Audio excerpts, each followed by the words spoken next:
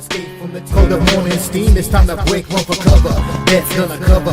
That's gonna cash. Then we make the 100-yard dash to the window. I don't know what you thought. It's Ramon Scott running so hot. Sports make money and we make money with sports money every single day. NFL, NHL, NCAA. Stay away from the juice, we might play a parlay. It's the morning steam. What? Ramon Scott. Sports money. What? Wake your ass up and let's get to the money. Get to the money. You know how we do it.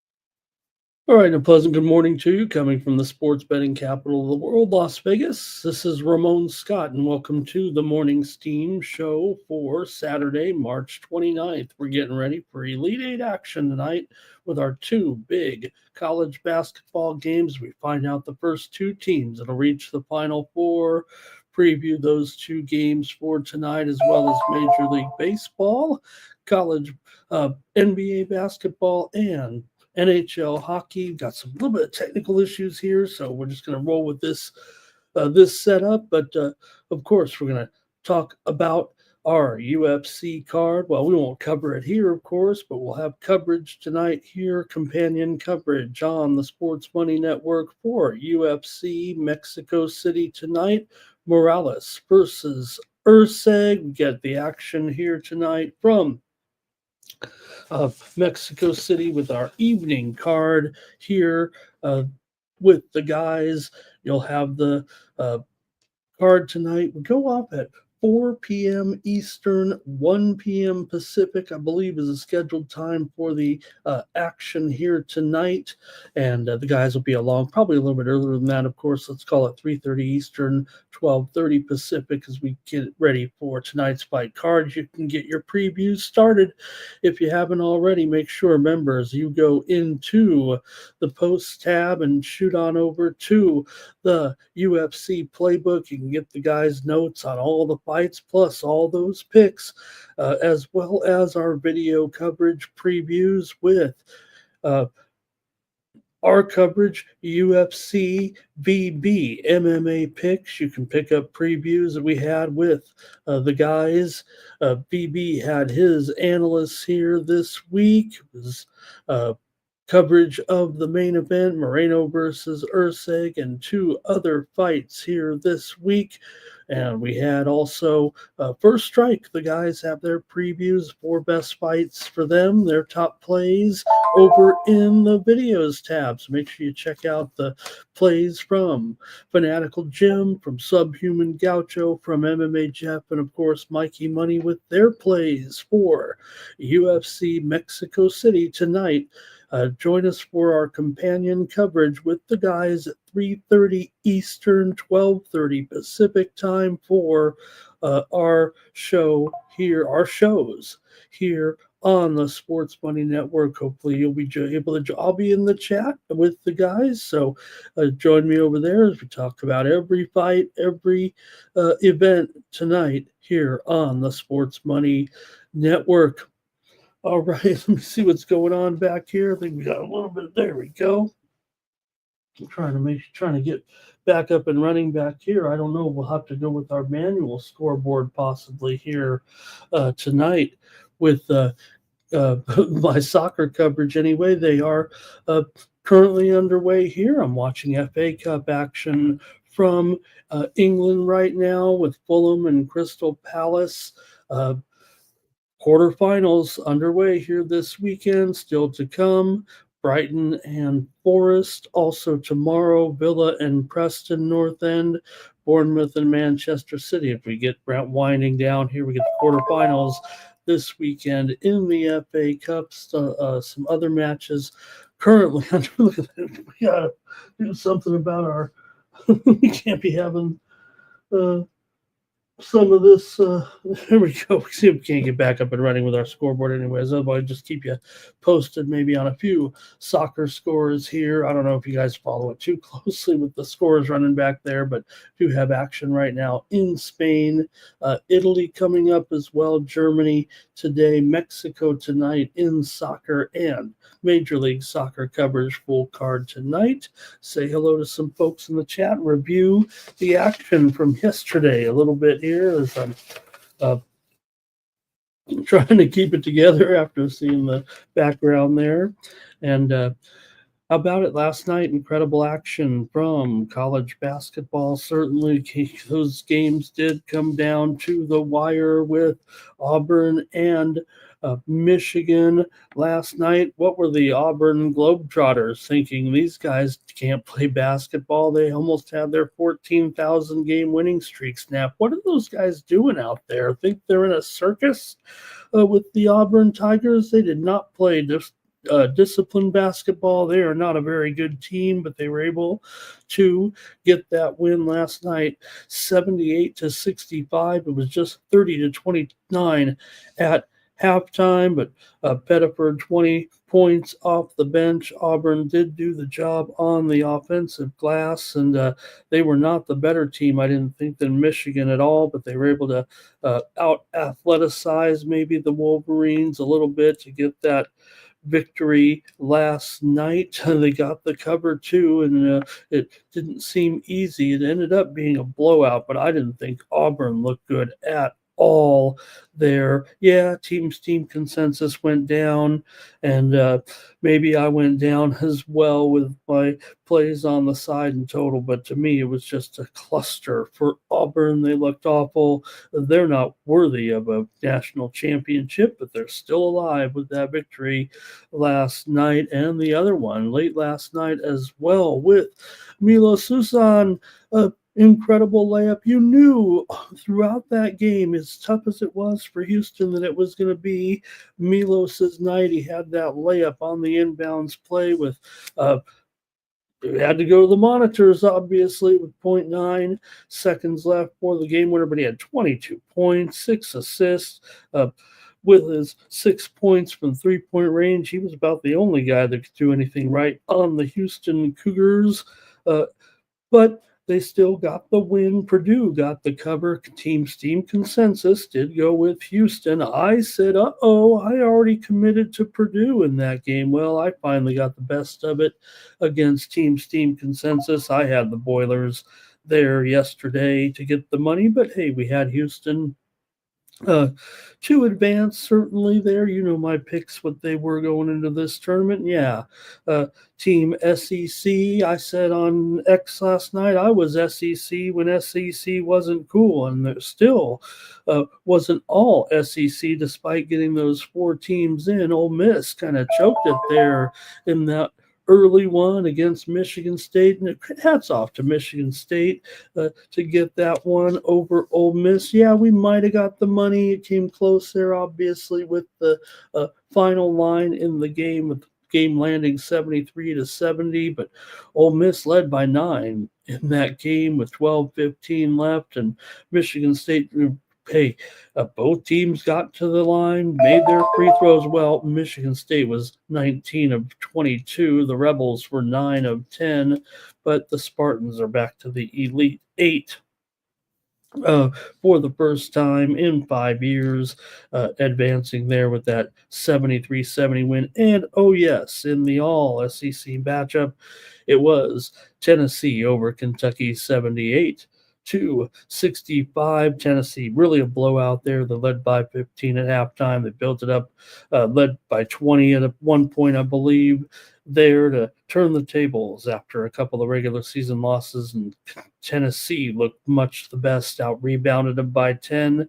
Tennessee, could they get to the Final Four for the first time in school history here with the SEC Invitational at the NCAA Elite 8 today? We'll preview today's games here, obviously, as well, with the first two matchups, Texas Tech and Florida, of course, Alabama and Duke action tonight. They'll get underway, obviously, just as we're starting to kind of roll with the UFC coverage, or a couple of hours in anyway. So, the guys will be keeping tabs on the NCAA tournament during our companion coverage tonight here on the Sports Money Network. Let's say hello to some folks, and hopefully I'm not dragging too much by using this background here, but with our technical issues today, say hello to some folks and get rolling with the show.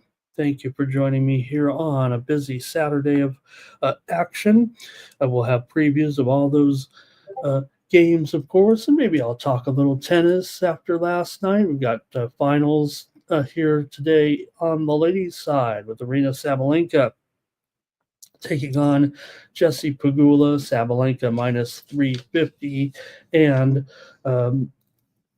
we saw last night Novak Djokovic reaching the finals, going for his 100th career victory in tennis. Can he get it here in Miami? Great job by Djokovic. He got himself on schedule, I guess, and was able to get it done there. So, all right. Who is here? There's Samit, member from yesterday. Nice to have Samit here. I just want to flash his new membership there. Bobby Mack is here, ready to go. Joe W is here. Hey, everyone, like this video, subscribe to our channel.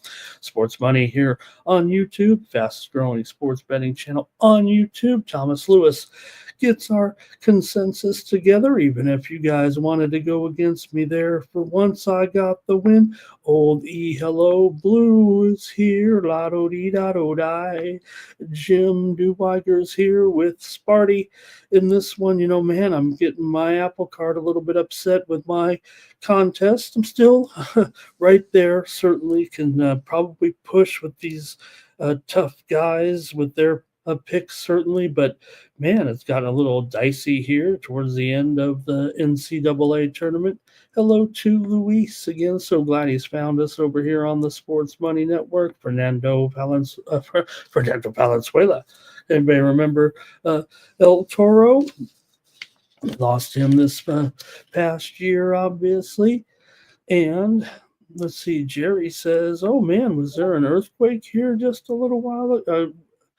We know we're talking about the big earthquake there, maybe, I don't know, but all right, let's see, Kiadra here today. And Thomas Lewis will give the state of sports betting addresses, maybe what we could give here. Irish King, hello. Hey, maybe, I could join that new organization. Have you seen it? The Sports Betting Influencers Boxing League. Yeah, I told you. The way to determine if you're a good sports bettor is if you can throw down in a fight. That's what these guys apparently are all about today. Listening to those spaces, those guys, how do these guys ever get any handicapping done if they're always yapping in those spaces about who's the best puncher among the sports betting influencers? No wonder you guys are here watching us, a real sports betting show. This is hardcore sports betting information here on the Sports Money Network. Dimitri Mamo is here in the chat, and Thomas says right to how those games shook out there yesterday. Look, I couldn't find much to crow about with some of those games yesterday. Yeah, we gave out some Tennessee there yesterday for sure. I was over on the Tony's Picks YouTube channel rolling with Tennessee there yesterday, and you guys had Michigan State. Like I said, maybe that came right on the line for a lot of people. Bobby McCormick says his bracket was cooked. I thought he was winning the contest there with us. Shout out to our leaders here with Tom Moore, with Algus up there. I've moved back into third place. Bobby Mack's in fourth. I don't know, maybe the one that Bobby submitted to us in the contest wasn't his official bracket, because looking pretty good there in the 85 percentile. Brent Matthews, Kong's Clips up there, Bill Cox, Cameron Sinnett, Barry Roselle, among our leaders in the contest for the Sports Money Network. And let's see who else is here as we get ready to roll today. Lee Mathis is here. Fernando talking our soccer action today. Crystal Palace leading Fulham right now here. Also, we're underway in golf action, right? We said yesterday that heading into the card, right, that Scotty, or I guess we said it on maybe on the show on Thursday before the second round that, Scotty just a few strokes back was looming large in his pursuit of maybe this particular title, and that's what Scotty right now, leading by one stroke. Look at this. Hello, fine lady. How are you? What have we got going on? We're just gonna have to shut this thing down. This scoreboard's not coming back to life. All right, just gonna shut it down back there. We'll just go without the scoreboard, and we'll have to do some technical issues, work on those today. Who else could show up? Who was that? All right, and see who else is joining us here. Terrell is in the chat. Ruthless Tribe, how you been? Nice to see you again here with us. Jim. All right, you didn't know. You guys always thought I was alone here. All right. Hey, hopefully you found some winners here yesterday. Major League Baseball action late last night. If you saw it, man, Mookie Betts. How about Mookie and the Dodgers? He had a moment. I'll have what Mookie's having. If he's coming in here off of that illness and losing 30 pounds, whatever it was, didn't help his power in the home run department. Mookie, 2 home runs, at 3-run walk-off home run to win the game for those Dodgers. 4-0. What a performance by Mookie, and what a performance in the 9th inning by one of my favorite players in the league, certainly, Tommy Edman. Yeah, he's a Dodger. I'm a big fan for sure, but how did he in the world turn 3 incredible defensive plays? Yeah, the Dodgers squandered that lead in the 9th inning, but not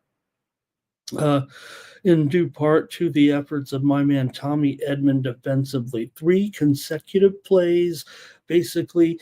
Yeah, the game-tying run was squeezed in there, but it wasn't not for the fault of Edman, who turned in some incredible defense in the 9th inning, including that relay throw with the tag out at home plate that was reviewed and overturned with the tag on the foot before the oven mitt came down, and the Dodgers prevail and got the money last night against the Detroit Tigers. Yeah, we had the Tigers there for sure. We did score with the over there on our appearance over there at the Tony's Picks YouTube channel last night, but the Dodgers ended up getting the money with an incredible game there. Also, my Padres with a win as well. Impressive with Jake Cronenworth.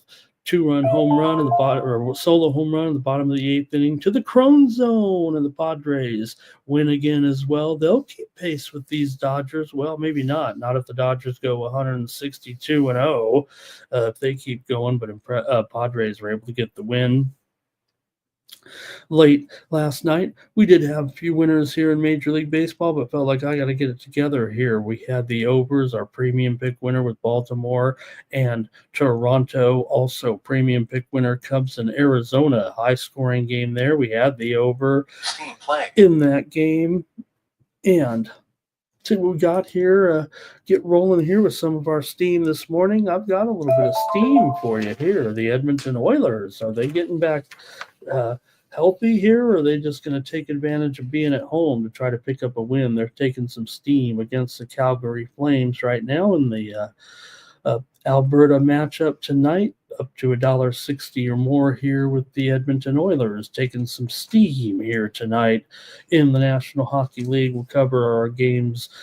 We're going to throw out the Sabres and the Flyers, but we'll talk about all the other games tonight. NBA, same thing. Brooklyn and Washington gets kicked to the curb, but we'll talk about the other 6 matchups here, preview all the Major League Baseball as well. get you a play in every game.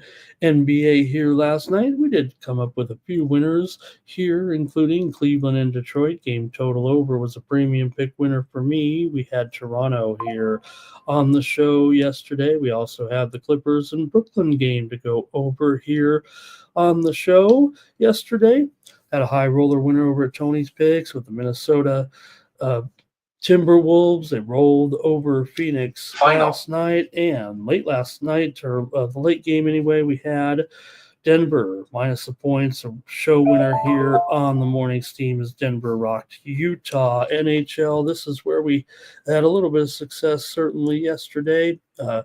We had Utah, Florida gave out as a winner over there on the Tony's Picks YouTube channel yesterday afternoon. Also, Montreal and Carolina was our premium pick winner on the under there with the Habs and the Hurricanes, as the Hurricanes got that win. We also had show winner yesterday, Vancouver and Columbus in that wild game. We talked about the shenanigans starting to come in a little bit, even in the National Hockey League, when you're seeing a game that has what was the score? 7-6, 8-7, whatever it was. Vancouver and Columbus. That was not good. If you're real fans of those two teams, when you're seeing a game that was out of control like that, that was fun. It was cool, but not championship hockey. Certainly, Columbus and Vancouver. We did have the winner on the over. That seemed easy in the end.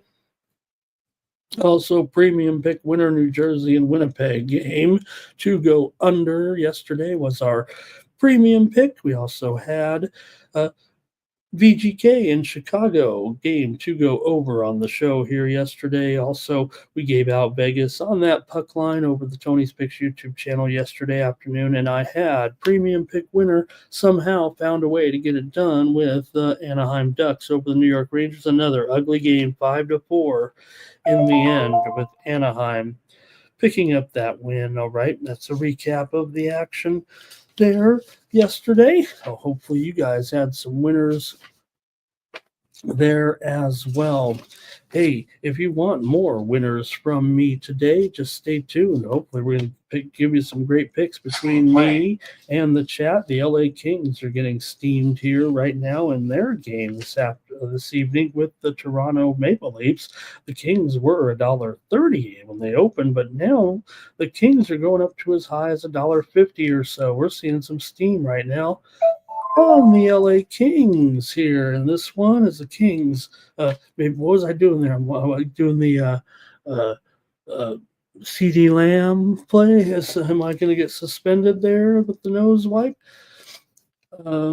Kings just took the steam here in their game against the Toronto Maple Leafs tonight. Anybody know what I'm even talking about there? I guess you can't do the nose wipe anymore in the NFL. That's a taunting penalty. Yeah, I don't know. This is what they tell me. All right, let's say hello to a few more folks in the chat. And we've got wine time here today. Jim says, yeah, Mookie, was that all about nothing, right? Did look a little, I don't want to say gaunt, but Mookie's never been a very large man, slight of build, but has those big, strong swing for sure. Dimitri talking a little soccer here this morning. Thank you. Yeah, we're just getting ready to roll here on a lot of the action today. Blue says the Padres do feel different. They had that energy in the second half of last season. To me, you saw, I don't know if anybody read the story this week. They were kind of saying the best. I think they were kind of calling it the best overall stadium experience made some, ratings, one of the popular sports channels, if you know what I mean, talking about where is the best place right now to watch a game. And I think San Diego won it. I mean, why wouldn't it? I mean, the atmosphere there, I don't know if can be topped by these franchises right now. The energy at Petco is still electric. Couple of sellouts early on and exciting in Petco Park. Cimetti's ready to go. Good morning. Jerry Jones here's got some action. And Jim Casey didn't like the nose wipe celebration.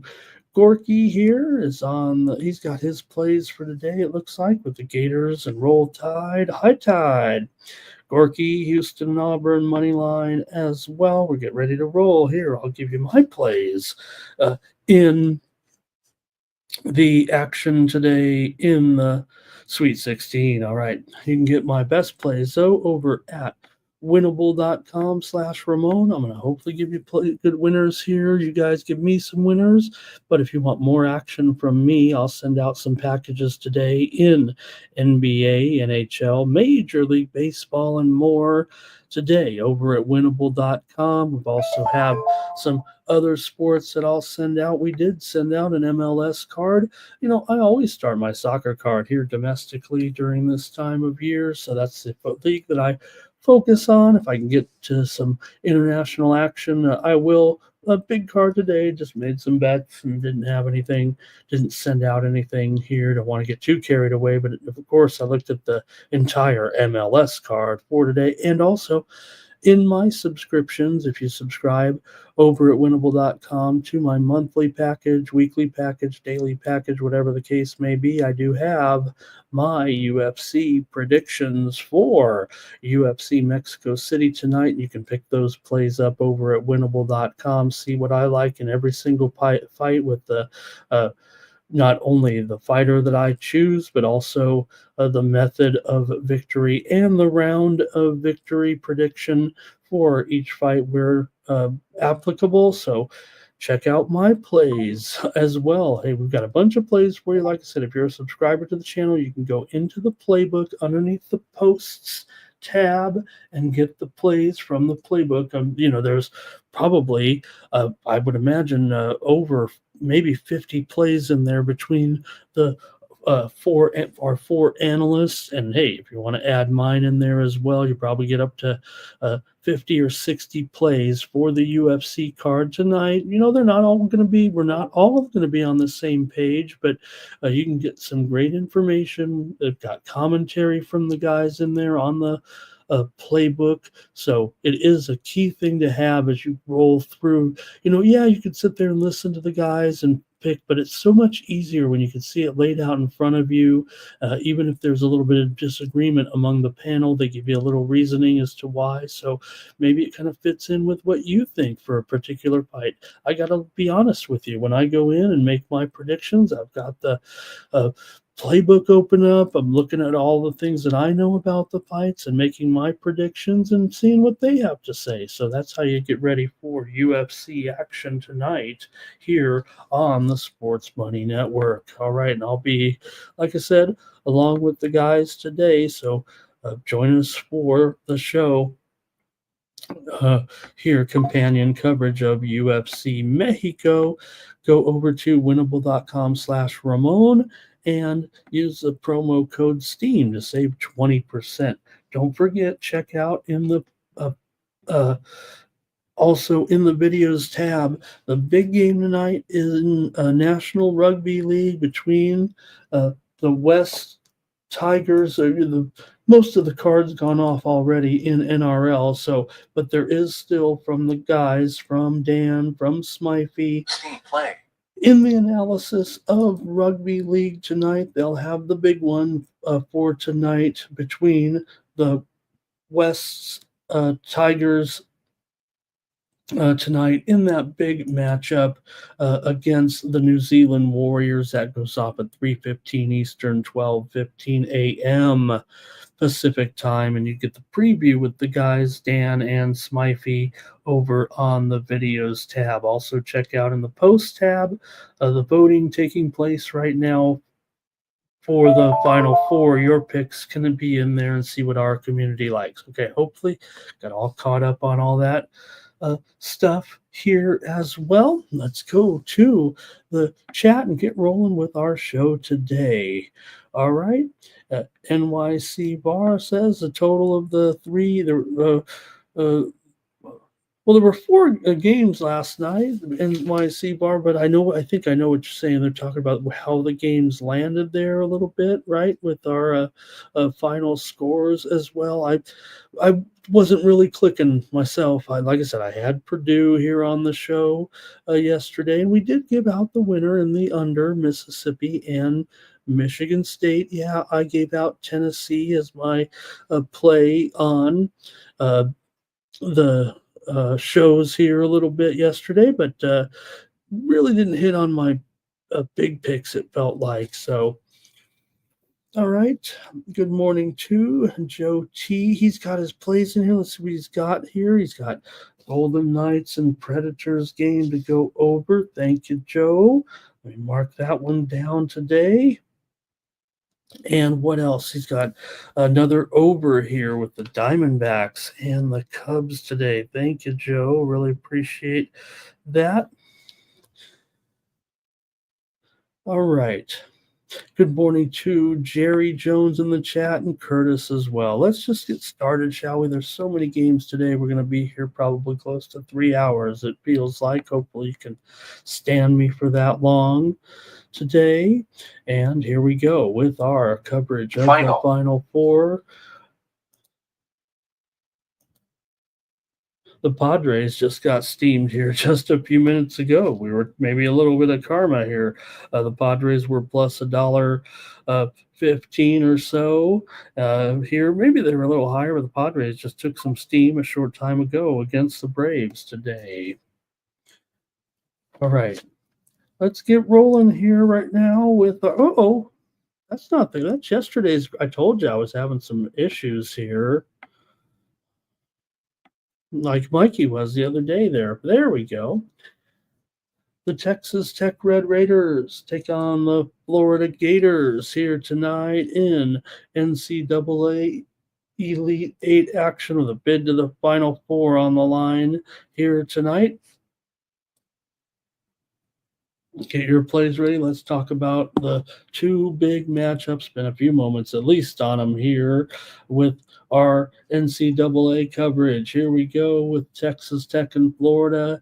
Florida favored in this one by 6.5, and the total 157 here at the Chase Center in San Francisco tonight. Texas Tech comes in having won seven of their last 8 games.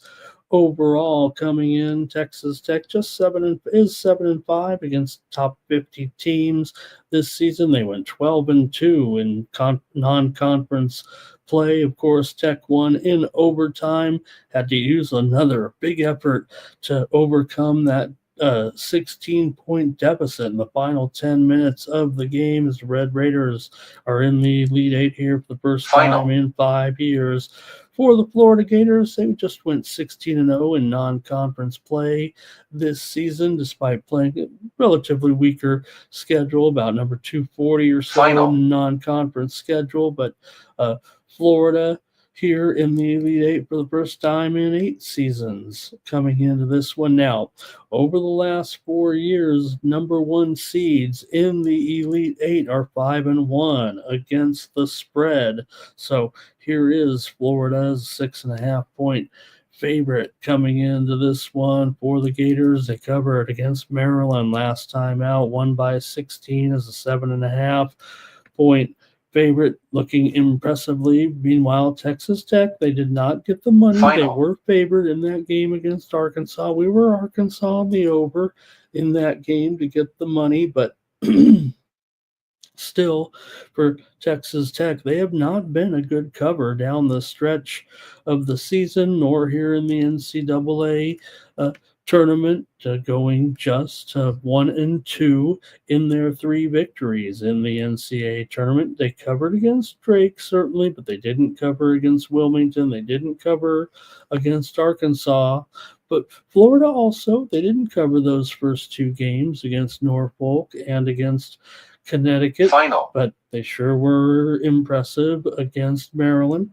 Now, of course, everyone's wondering about the status of Florida's big man coming in to this game, but I think it's going to look okay here. Let me try to see if we got the latest info on the matchup here. For Condon, he left that last game, certainly, and we'll see what, his status is. He played just 14 minutes. Probably wasn't going to make it in that last game. We saw him, though, putting pressure on his ankle, was able to kind of walk it off, even, jogging a little bit, considering coming back into the arena, then ran back in.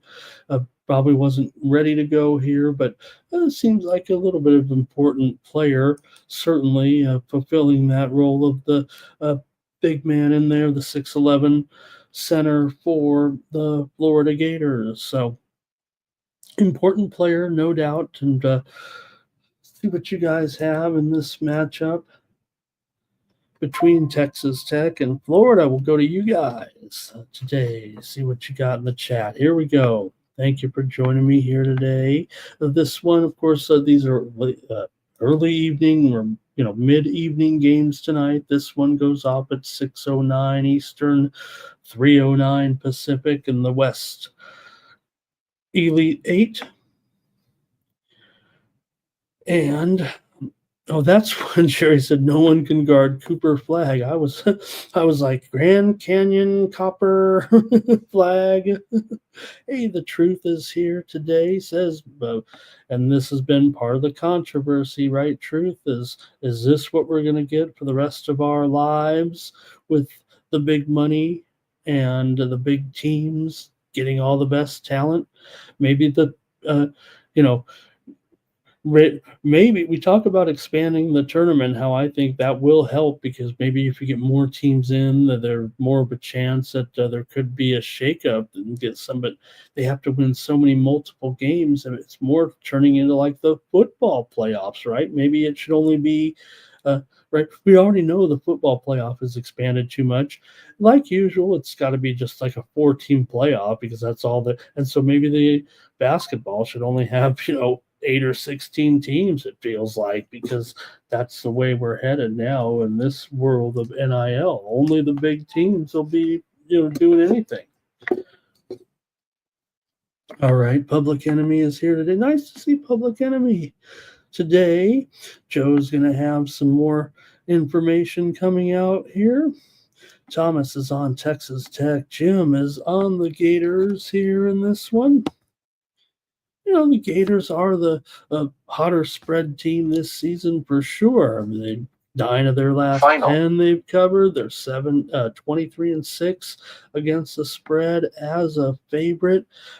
Texas Tech, meanwhile, just 3-2 against the spread as an underdog. But Florida's got those serious numbers, it feels like. NYC Bar has Florida money line. Public Enemy Florida money line. Curtis says chomp chomp. Gators to roll here in this one. Thomas says, give me a Florida money line with a Duke money line parlay today. Both teams favored around the same line, so maybe that will be the way to go here.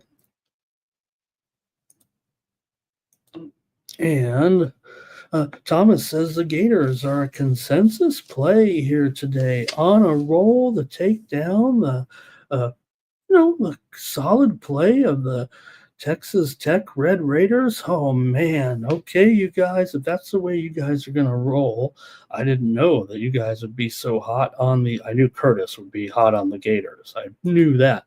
But I better pivot to the total here then, I guess, in this one. If you guys are going to be rolling with the side with the Gators, I'm going to have to move to the total, if you know what I mean. So we'll see. I'll take the over here in this one. I was going to use the over as a premium, but now here on the show, this is how I run my show. I got to move this one to the free status all of a sudden, because you guys love the Gators in the chat, and I respect my chat too much to go against them here in this Sweet 16 matchup. Give me the over as my play, and we'll talk tomorrow here. Now, to be clear, like I said, I'm pretty hot in those some of those contests anyway, and the Gators were pretty popular too. So, but there are some of my competitors on Texas Tech. Some of them have both teams they ended up with. That's not by choice. I'm talking about my survival here in the contest across the street in the confidence pool, where I'm still going to be battling it out, it looks like, with L. Kressler over there for first place, and it could be a chop between L. Kressler, I think, and I, although an upset or two could knock me out. But right now, everyone's pretty heavy on Florida, and is some support for Texas Tech, but a couple of those players also have Florida. So it's kind of like they're going to get eliminated by one or the other. I do not have Texas Tech, so that would be costly for me, but I think it's going to be too close of a game, actually. I think this one's coming down the wire. So I'm going to take the over here in this one today. It's a big number here for sure. If I flip-flopped from yesterday, maybe that's why I went down in some of those totals. Obviously, after talking about those overs, all of a sudden, boom, here was 0-4 to the under yesterday in the Sweet 16. So, everything, all the games went under there as well. Joe says, Florida money line, why would anybody lay that kind of juice? Hey, you got to use all the products that are available to you there. And let's see what else here. See if we got any other picks in the chat here.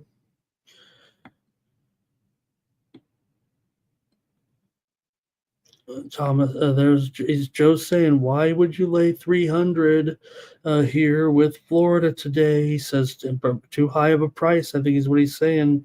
Maybe Joe likes Texas Tech on the money line here today. Tariq says, Good morning. Give him the over as well. So looks like Tariq and I can be on the same page here. Jim says Texas Tech got lucky just to, kind of get over on that. Joe's with me on the over. Hey, Yulin Cueto here today is here. And Yulin says Texas Tech is worse than UConn, given the way they don't like the right. They're kind of fading Texas Tech here in that effort that they pulled through against Arkansas with that big comeback. Robert likes the over as well. Dimitri's going with the over. Yulin Cueto, what did he say? Team total spread. I'm not sure about that. Terrell says the total here should be 173 in this one too. Wow. Terrell likes this one a big time over with me, it feels like here. Like I said, I was going to use that one as a premium, but I'm going to use it on the show here right now, and I'll just have to go. I'll probably have the high roller play on the side is what I'll do today. Hopefully that's okay with everyone as I'm incorporating now. They were nice enough to, invite me back over there. So I'll have my high roller plays featured at Tony's Picks over there. And we'll talk about them a little bit more here on this channel as I promote my own card a little bit, if you know what I mean. NYC Bar likes Florida to cover. That's going to be it from you guys in this one. It looks like in the chat. I'll take the over as my play here. Like I said, I need the Gators to win this game for my contest hopes for sure. So I'm pretty well vested interest in that, but I've just got to think this one's coming down to the wire in a good, exciting game here. I think we're starting to see these spreads. Really, you saw what a grind it was for these favorites a little bit last night. Remember, I said I was even on, Purdue. Talk about, how low rated they were in this field anyway, or at least in this Sweet 16, and they obviously grinded it out to get that cover against Houston. So I'll take the over here. Okay, let's go to the next one. Tonight with Alabama and Duke. This one's got a bit of a national championship feel. Although, when you talk about those teams, remember these SEC teams and combine that with the, that list that I kept referring to throughout the postseason here, those top 20 Ken Palm defenses, those top 20 Ken Palm offenses, those top 30 Ken Palm defenses. Alabama's not in that list, remember, as some of the teams were here coming in, like Duke, but still, Duke, that's maybe why they're a favorite here in this one by 7. The total here, 175 and a half. This one kind of going up. Remember, we were on the air and the steam came in on the under. I think it was a head fake because it's obviously gone back up here a little bit, and it did get steamed the other way. So it did feel like a little bit of a head fake coming into this one for the total. But Duke is still going to be a massive favorite here. They're just looking terrific, actually. Who's going to stop this team is what it feels like. Yeah, I'm stuck in my ways here in the national championship futures picks. I try to find my way to a profit in this season with the picks. I still am alive in 3 picks that will bring me a profit. Number one is I do have Florida to win $220 to reach the Final Four here to get that win. So that will set me on my way.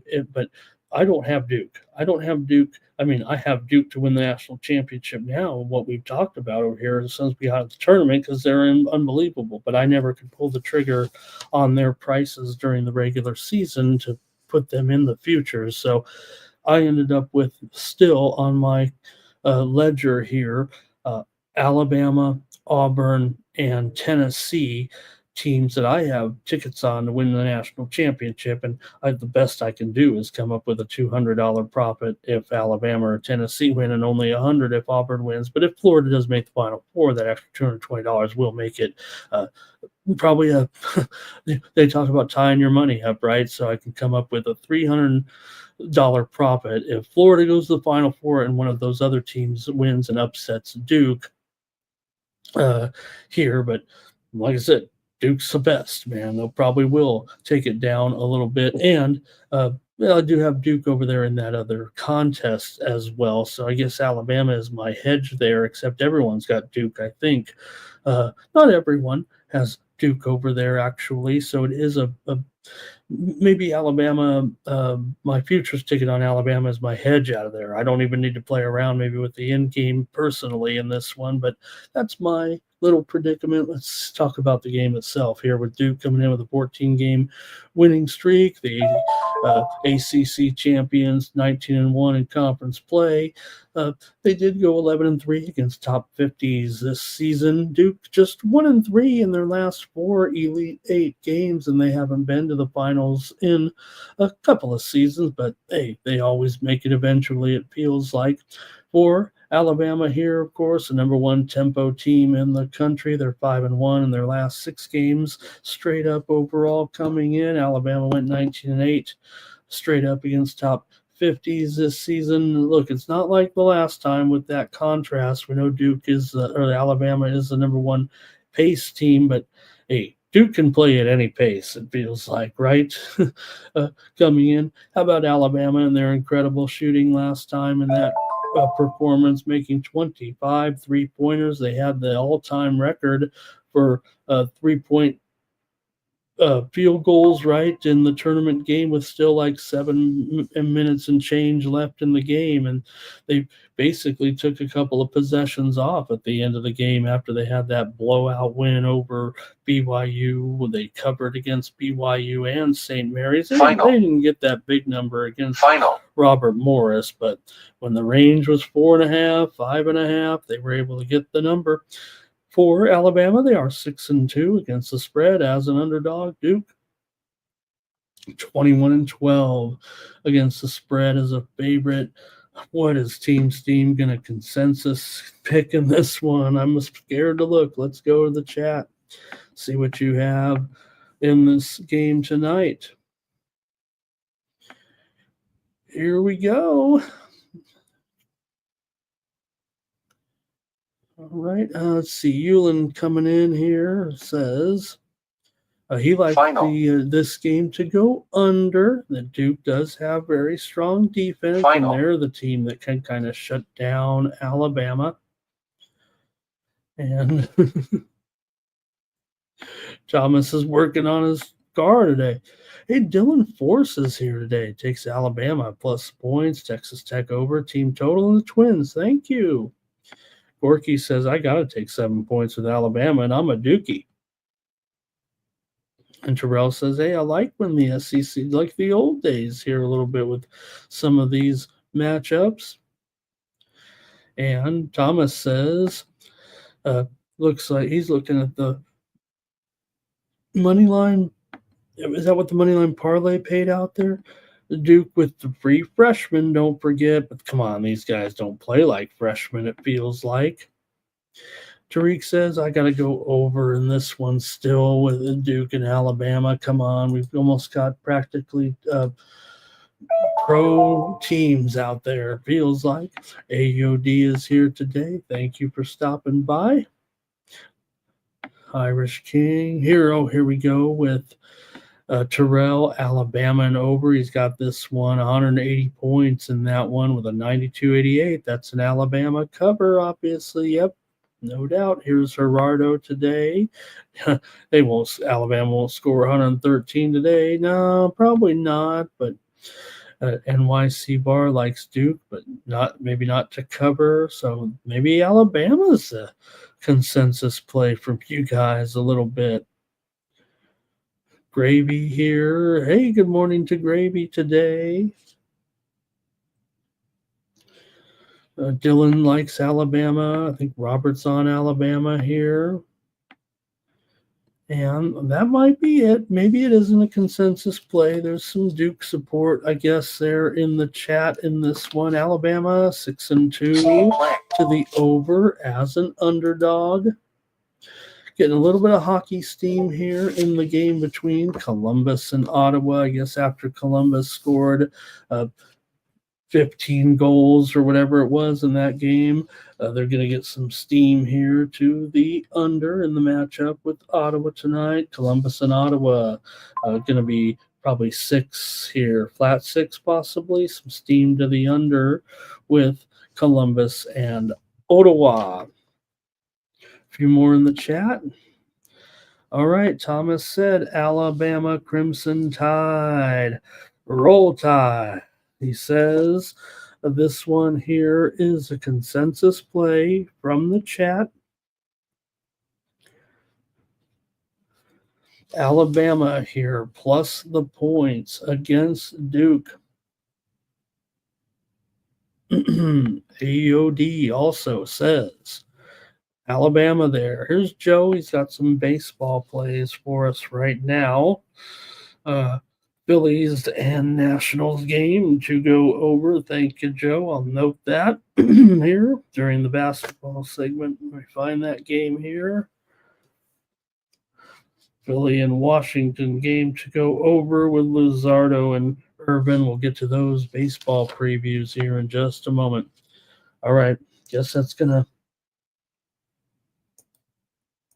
to do it here for this one. I guess I'll make the call. I think I'm gonna probably just end up rolling here with I'll go with Team Steam in this one and roll with the consensus. I think Alabama can make it exciting and make it close. We're seeing these games come out to a little bit of a grind, and I don't know if these SEC teams, as good as they are, look as polished sometimes as a team like Duke and some of these others, but I'll roll with it.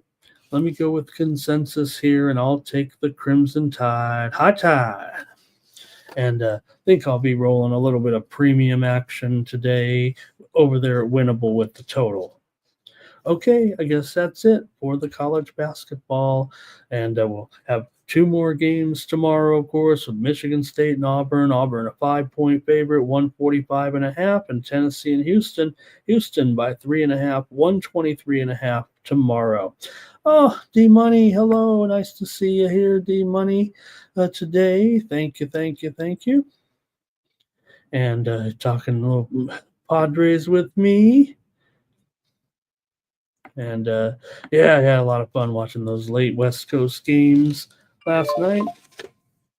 All right, I guess that's it for the basketball. We're going to go to baseball, baby, on Saturday here. Yeah, we got the other sports too, but we got to go with Major League Baseball here on opening weekend today. Let's get it started here with the Brewers taking on the Yankees in this one. Hey, look who's ended up here in the Washington Nationals rotation, with the Cortez going up against Max Fried and the New York Yankees here. How about that? Pretty interesting to have Nestor here going up against the Yanks on Saturday. You got the Yankees here, $1.50 in this one at home here. Let me get my baseball ready to go. Big sheet here. Big sheet, big card. Hopefully we can hang in there all the way.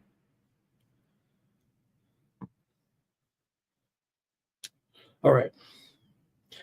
All right, here we go. So these two, second game of the series here between these two after the Yankees won the opener, of course, between the teams back on Thursday, 4-2 in that one. The Yankees here, they put up some big numbers, of course, against the Brewers last season, but we'll see with these two lineups today. It does feel like when you got two good offenses, Brewers pretty good offense coming in. You gotta like the spot here actually against a guy like Fried because of the way that they run this lineup with Yelich out there. I like Frelick today. I like Mitchell here today, going down the lineup a little bit for the Brewers. And these offenses could have a little bit of work to do against Max Fried. Fried's got some good career numbers against some of these guys in this Brewer lineup coming in. He does have Max Fried against this Milwaukee lineup, 49 at bats, a 184 batting average against, 553 OPS when facing the expected starting lineup today here of the New York Yankees. And Milwaukee also has some possible good spots in this lineup, but let's see what you guys have here in this one with Milwaukee taking on the Yankees today as the baseball card gets underway here at 1:05 Eastern, 10:05 Pacific in this one. Go into the chat here right now and see what got in Major League Baseball. All right, Thomas likes the Washington Nationals in their game today. He likes the team total there with the game against the Philadelphia Phillies. Here's NYC Bar. He likes Yankees and over in this one. Luis is on the under here. Here's Public Enemy on the Yankees. Blue does like the Brewers, however. Robert is on the over here in this one.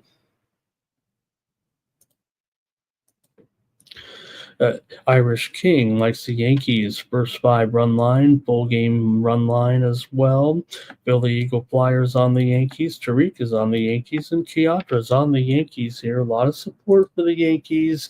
$1.60. They're up even a little bit higher here right now, man. $1.60 or higher, almost feels like $1.65 at some spots, and the total has moved higher here for sure. Definitely moving to the over here, it feels like, with these two.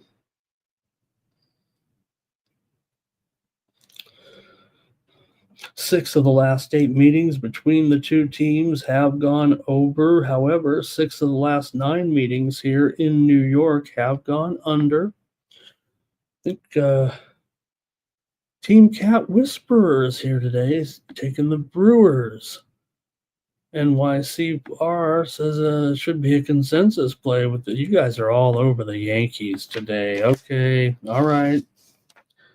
I'm going to mark that one down. We're already 3 games in, 3 games, team steam consensus. You guys are all over the Yankees today. So, let me see here.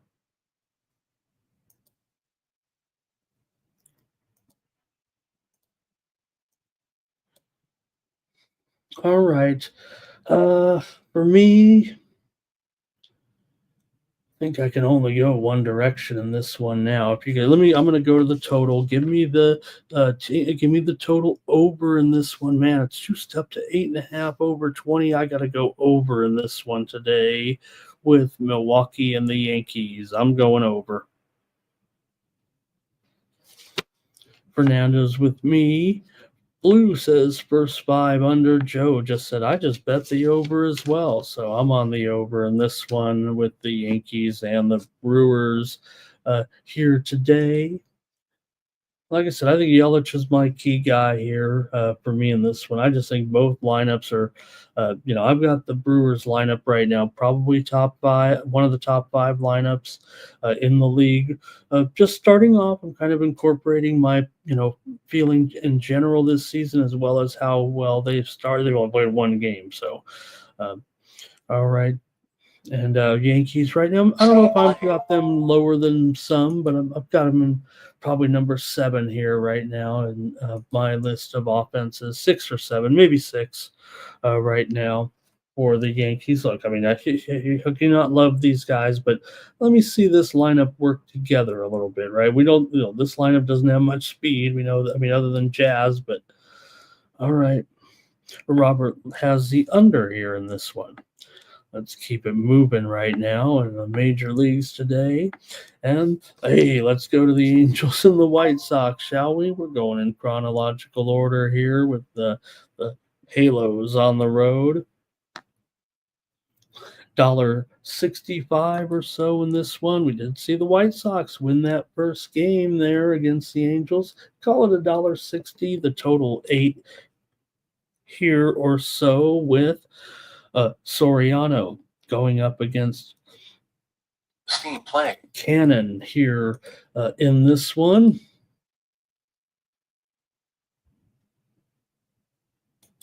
And let's see what we got here for these guys a little bit. Check out these lineups today. All right. So for me, you definitely have 2. We know these offenses are very, very weak coming in. We're not going to see these 2 teams escaping the bottom couple of offenses here right now. In fact, if anything, I've got to think the Angels probably bottom 3 offenses. White Sox right now, I still got to have them rated at the bottom, despite what we saw a little bit there in the opener. But real weak lineup for sure. Here, although the matchup could be okay, but against Soriano, man, even Soriano might be able to do a few things against this lineup coming in. White Sox, of course, smashed the Angels 8-1 in the series opener there, and for me, on the I can get behind maybe a couple of Angels here in this matchup against Cannon. Maybe Renifo, and maybe Schownell here, but man, such a weak lineup. Let's see what the chat's going to go with here in this one as White Sox come in 1-0. The Angels have lost 4 of the last 5 against the White Sox dating back to last season, so that's pretty bad, figuring how bad the White Sox were. Certainly 5 of the last 6 meetings between the 2 teams have gone under dating back to last season. Also, Angels just 1-5 last 6 games here in Chicago against the White Sox coming in. Game went over in that first one, so let's see what you have here again. The Angels, why would they, maybe I'm whiffed on that last game, but looking back now with these 2 teams so bad, how can you think that the Angels are one of the worst teams and they're going to come in here and be $1.50 favorite no matter how bad this White Sox team is? They obviously looked okay in that first game, and could it really be that, the White Sox would be an underdog in every single game this season? Obviously, they can't be even close to a favorite against the Angels. Who in the world could they be favored against? So, got to give them some credit for winning that game as an underdog in the first one. So, let's see here. Let's just get off this game as quickly as we can. Come on. We got all these games. We're talking about this one like it's a World Series here. All right. I think, let's see. Terrell was talking about the Yankees game here. Here's Thomas on the Angels. Kiadra White Sox first 5. Jermaine, Sox team total over. Perky's got his plays here today. Yankees money line, Red Sox money line, free money. Robert Franklin says you got to come with the White Sox here again. White Sox first 5 for blue. Tariq says White Sox first 5. Sox first 5. It's all White Sox first 5 for you guys. Jermaine says, we really taking the Sox? How can we not? I mean, the White Sox are not going to go 1-161, and they're playing right now, I don't know, one of the worst teams in the league in the Anaheim, the LA Angels. Okay. Thomas says consensus play maybe first 5 here for you guys. You guys love the first 5. Okay, that's fine by me. You know me, I don't give out the derivatives, but anything that I give out full game almost is also going to be here. Sox team total over, under for Fernando. Sox team total under. Team Cat Whisperer says, Soriano, is a good pitcher here for the. Yeah, but so what? Look who they sent out there in the first game as well. I mean, we definitely thought coming into that, season opener that was going to be a good situation for the Angels there with Kikuchi, and Burke just outpitched him as well, man. Okay, basically saying Soriano didn't get the opening day nod. Kiadra first 5 as well. AOD thinks it's going to be a big day. Robert's on the under here. Public Enemy, White Sox, Angels under. How can it not? I mean, I got to think under with these bats here today, but I think under might be my premium. I'm going to go with the White Sox here in this one. Give me the White Sox. Look, Cannon, we know, Cannon did have some success there last season. Here's Team Cat Whisperer. Angels run line. Thank you, guys. All right, White Sox money line here for NYC Bar. Here's White Sox money line for Cash King. Thomas says consensus play, first 5, White Sox.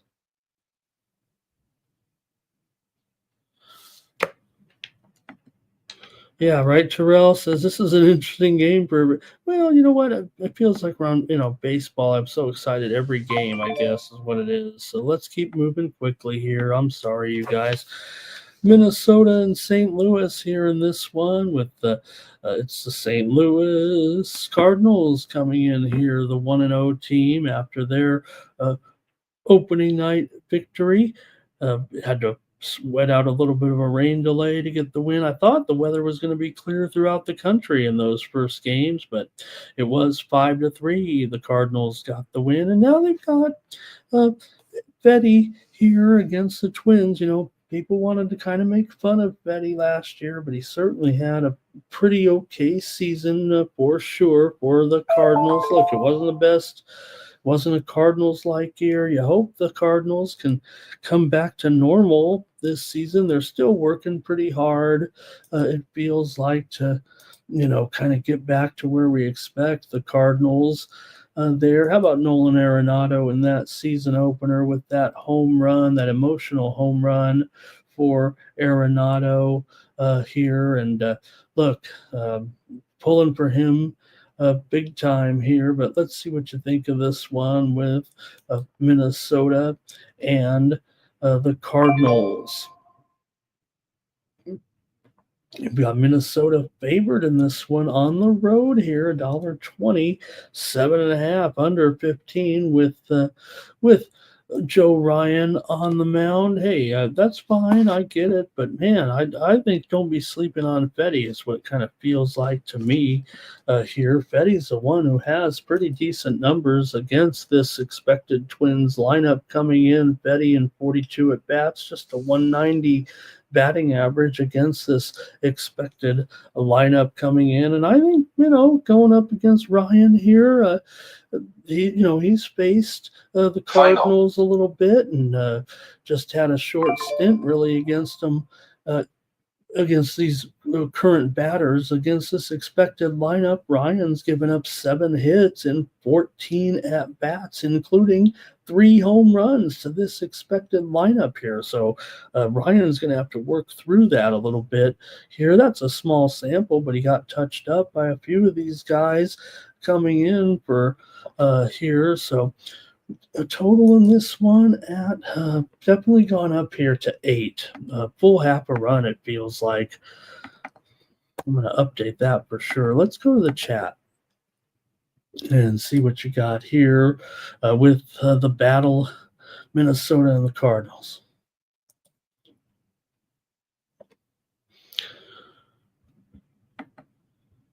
Four of the last 5 meetings between these two teams have gone under, dating back to last season. Here we go. And it's going to be Thomas. He's got Minnesota here. Robert likes the under in this one. And Tariq is on the under here as well.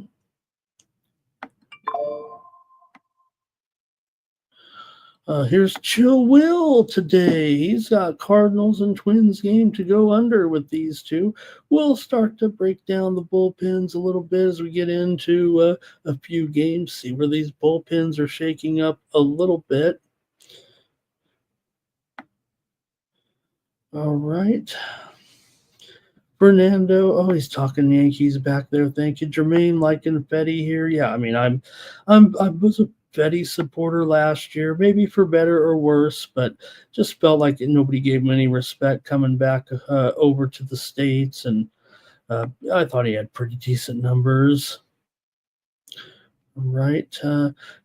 Doge is here today. Says, oh, Ryan's good. Yeah, Ryan there. Kiadra likes Ryan's over K prop here, and Philly Eagle Flyers got some action as well, including some picks there. All right. I'm going to probably look at the total in this one.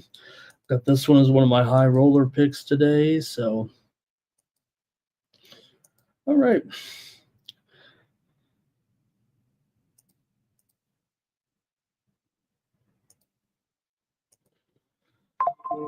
All right, for me in this one, I'm going to take the under here, especially if it's gone up to 8 right now. I like the under with Minnesota and St. Louis today. You know, I did get a little hot and bothered with those opening day games with all those overs, and I said, boy, I'm going to be going over this weekend. I would think if they're beating up on the the opening day starters, and we're going to see a lot of runs. Well, it definitely calmed down yesterday in the major leagues runs wise, so maybe I can get back to some of my unders here. I'll take the under in this one. Blues on the Twins. All right. And let's go next to the Orioles and the Blue Jays here in this one with Max Scherzer getting his first start of the season. These two, they played 2 games already. They're in a dome, so these two teams are 1-1 after yesterday's game. It was a bounce-back performance, obviously, yesterday by the Blue Jays. We've seen the winning team score a lot of runs. The losing team scored 2 runs in each of these first 2 games. It was 12-2. Baltimore won the opener 8-2. Toronto bounced back with the win yesterday, and you got Blue Jays here favored in this one, $1.20, $1.25 or so, and the total 8.5, shaded to the over now. It's definitely moved a little bit to the over here in this one with the Orioles and the Blue Jays this afternoon at 3:07 Eastern and 12:07 Pacific. Dean Kramer on the mound here for Baltimore coming into this one. See what you guys have here.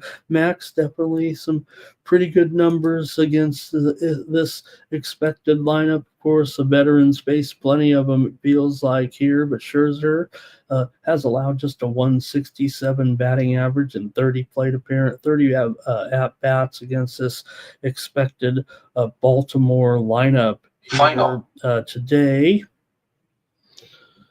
But I think you could point to a few bats for sure in this Toronto lineup that could get to Kramer a little bit. Probably not the top. I like Kramer's advantage actually against Bo Bichette and Blatty today, and also Alejandro Kirk and Springer. Kind of neutral everywhere else for me today. Let's go to the chat here in this one, in the matchup between Kramer and Mad Max here. Final.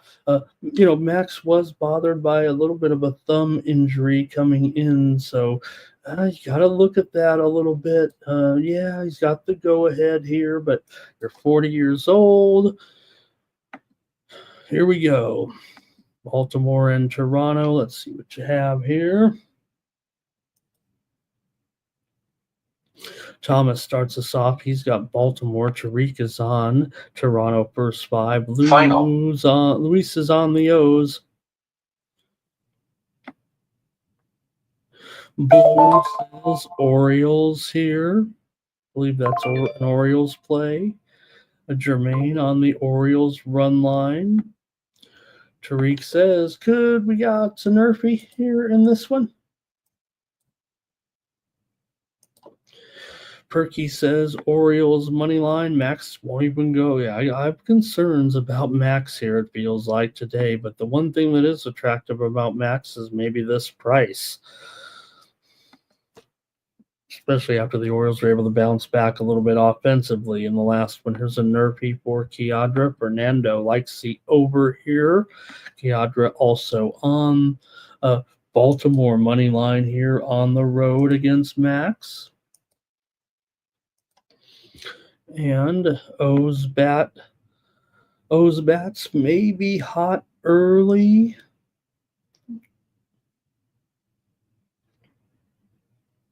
All right. I'm going with the Baltimore Orioles here. I've got concerns right now for Max. I hope he has a good season, but I'm going to take the Orioles here at even money today over Max. That's going to be my play. Here's I should have went with the total. Okay, I'm on with Team Steam consensus. We're on Baltimore here, even money, says Thomas. All right. Irish King, Baltimore first five. Robert is on the O's here. All right. Final. And NYC Bar likes the under here. That's okay, Thomas. There's a huge card. I don't have to be off of every team with you guys. I'm down with it. Okay. Yeah, I could, Fernando, but hey, I gotta save something for the paying customers. I do like the total a little bit, I think, here too. So I like. Let me go the side here with Baltimore. I just have concerns about Max today. Today here, any little thing, right? Max, everything's got to be perfect. I'm not saying a little finger injury is going to slow Max, but. Next up's the Phillies and the Nationals. You guys have already chimed in this one quite a bit already. Talked about that widely reported steam that did come in on the over in this one. Game 2 of the series here with Philly and Washington. Philly won the first one, of course, by the score of 7-3 on Thursday. Harper home run in that one, and the Phillies get the win there over Washington in the opener. Here you have Jesus Luzardo going for the Phillies, going up against Urban here in this one.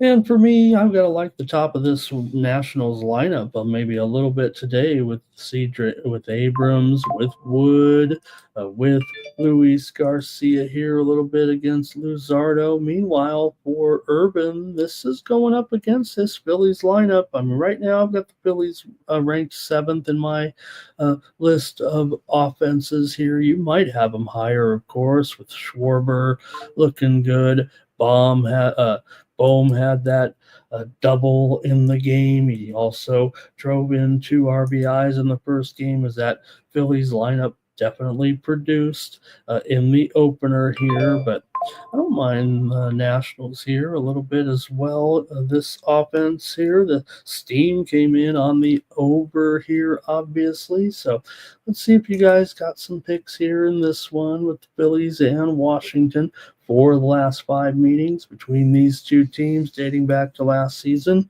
I have gone over when they played here in Washington. 5 straight meetings between the two teams have gone over as well, dating back to last season. See what you have here, if anything. Today, Phillies and Nationals. All right. And Perky says the Phillies bats are already looking pretty good. Blue likes the over here. I think Luis likes the over here as well. Thomas says he likes the Phillies on the run line here. Lay it to beat up on Washington today. Again, Luis is on the over here. And Philly Eagle Flyer likes this one tied through 5. Washington team total over here Final. for Thomas. It looks like Jermaine says Phillies run line. And Tariq likes the over here. Robert likes the Phillies here in this one.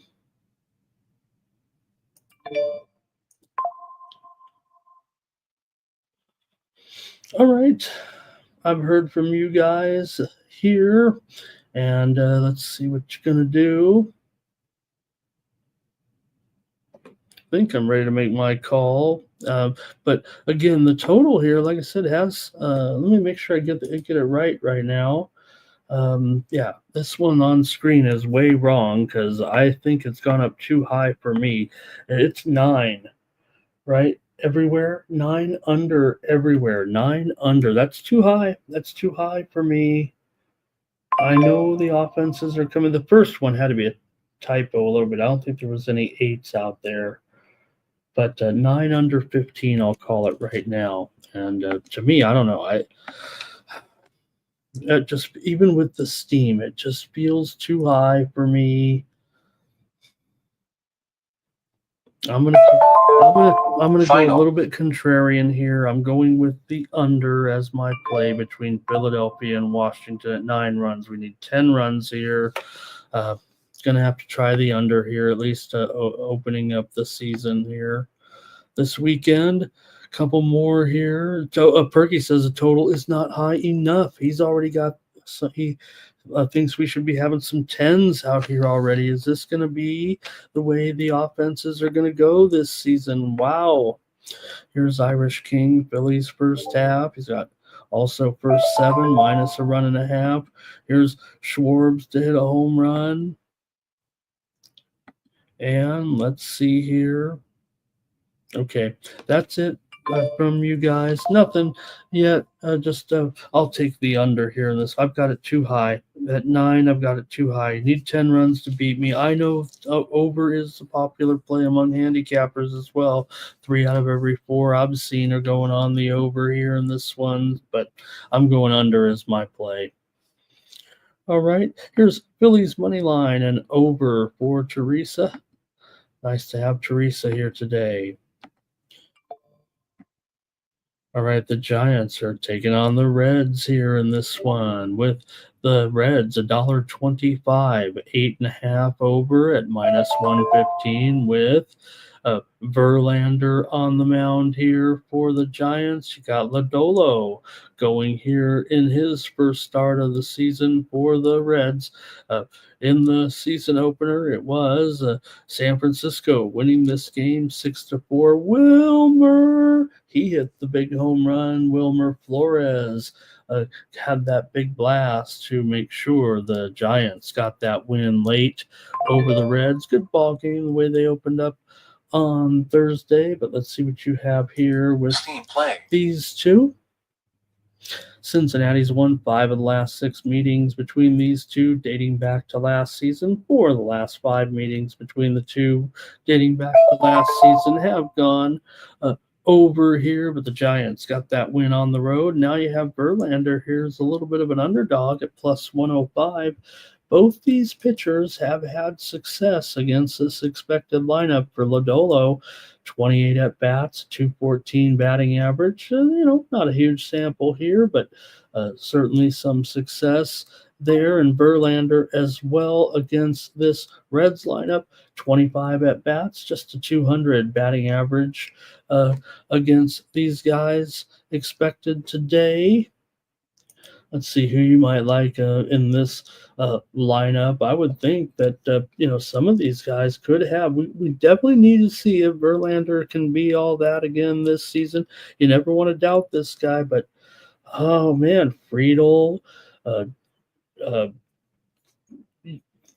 Friedel in this lineup is in pretty good position. Ellie De La Cruz, gotta like his matchup against Verlander. Gavin Lux here as well. Jameer Candelario, I like his matchup. Meanwhile, against Lodolo, he could have advantages here against Lamonte Wade here. And he'll be up there near the top of the lineup for sure. I would think, maybe not against Lodolo, but Jung Ho Lee, he had that nice game there with a couple of walks, couple of runs scored. Let's see what you like here in this one. San Francisco and the Giants today.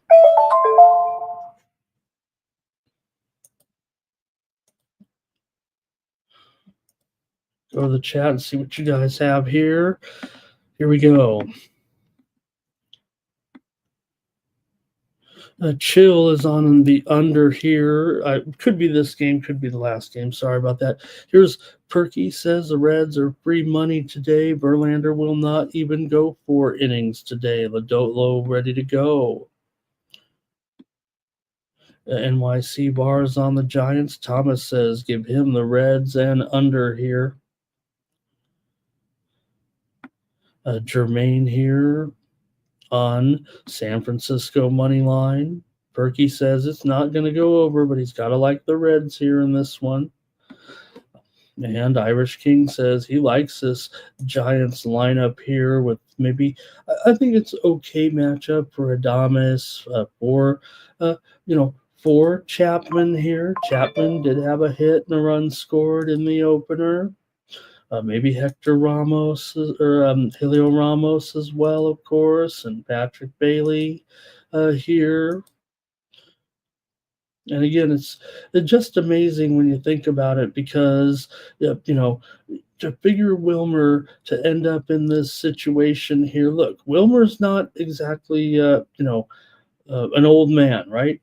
You got to figure where he's been in his career to get back just to this point here. He had those big time, he's had back problems, he's had shoulder problems, and he came through with that big hit. And hey, did anyone see that awesome moment with Mike Yastrzemski and the veteran there before throwing out the first pitch? And even though it was on the road, and he said, "Hey, I loved your granddad." Tariq for 5 under. Jermaine's got Chapman to hit a homer. Perky likes this Reds team. Says, hey, look, they're favored in this game. Let's give them some credit for that too. First 5 under here for Jermaine.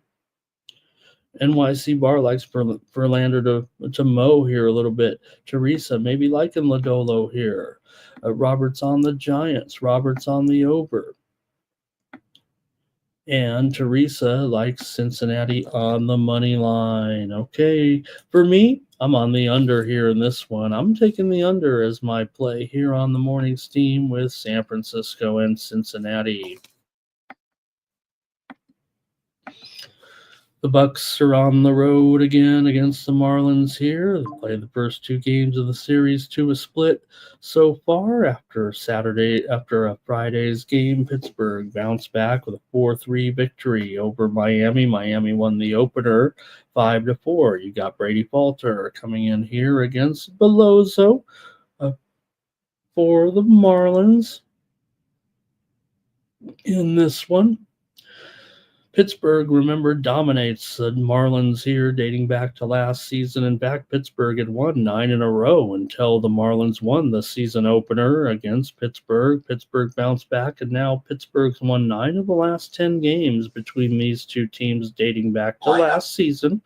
6 of the last 9 meetings between the two teams have gone over, including 5 of the last 6 games here in Miami have gone over as well between these two teams.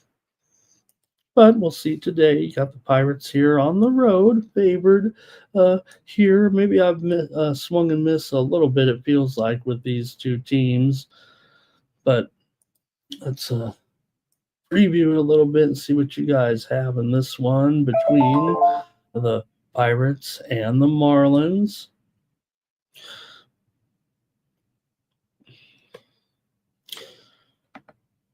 And let me grab these lineups here a little bit and see how we're looking today.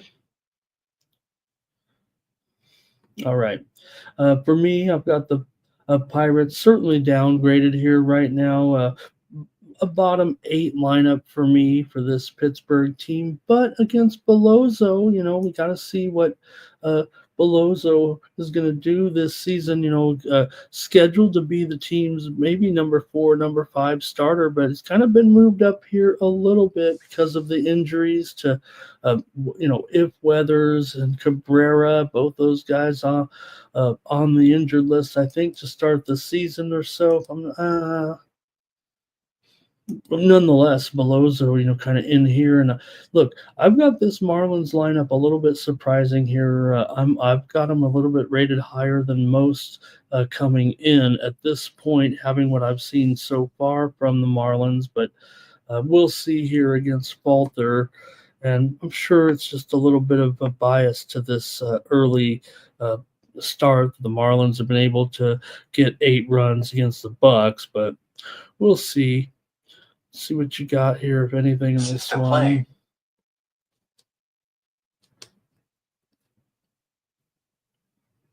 All right, I'm going to the chat here with the Pirates and the Marlins. All right. Here's Thomas. He likes the Pirates in the under. Luis is on Miami. Teresa's on the Pirates here. PEF's got a tie through 5. NYC Bar goes over, but Tariq's going under. And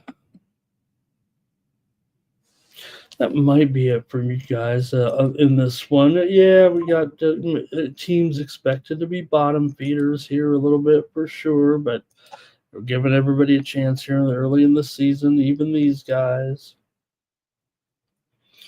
All right, and Robert here on the Marlins in this one. All right, I'm against Robert here a little bit. Give me the Bucks. I'll take the Bucks here. The Sharps are all over Miami, it feels like, in this game, but I'm going to try Pittsburgh here as a favorite. I can't go premium, but I'm on Pittsburgh today. Here's the Guardians at the Royals with Williams going for the Guardians, coming in against Seth Lugo here for Kansas City in this one. These two teams, of course, met in the opener on Thursday in Cleveland. Got the win. It was 7-4. The Guardians got that win to keep that dominance over Kansas City out of all the opening series. This is one of those that we do have a distinct dominance. Right now, it feels like in this series, Cleveland's won 4 of the last 5 against Kansas City. Now, Kansas City has won 8 of the last 12 games here at home against Cleveland, but Cleveland was kind of knocking off the Royals there a little bit last season. Towards the end of the season, even in here against Kansas City, they were able to get a couple of victories for sure. And let's see what you guys might do in this one. Cleveland and Kansas City here tonight. Let's grab the lineups here and see what we got with these two. I've got these teams kind of mired in the middle of my offensive ratings here at this point. Could be a little bit of a tough matchup against Lugo for guys like Lane Thomas. Here, he just 1-for-5 in the opener for Lane. Also, I'm not sure about Janeski Noel here, but he did have a hit and an RBI in that season opener. See what you guys have here with the Guardians and the Royals today.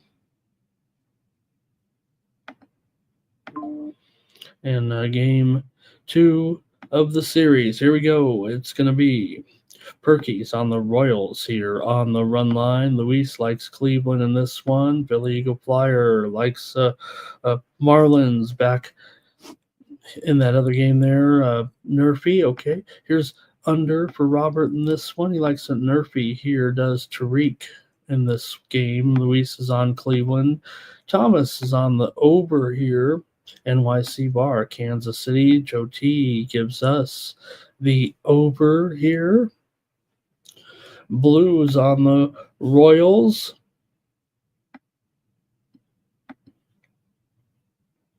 Jerry says Belozzo shut down KC and the Yankees. And Joe not too impressed with Gavin Williams. He did look okay early on in spring training, but all right. And I don't know what Teresa might be talking about. I don't know, but does anybody remember Kentucky Fried Movie? Is there anybody old enough to remember Kentucky Fried Movie? I think she meant Kansas City, but anybody remember that movie from the late 1970s? I think I attract an older crowd in here, I'm going to say. All right. Thomas says, I'm Cleveland, but they're not that great. All right. And I'll get ready to make my call here on this one today with Cleveland and Kansas City.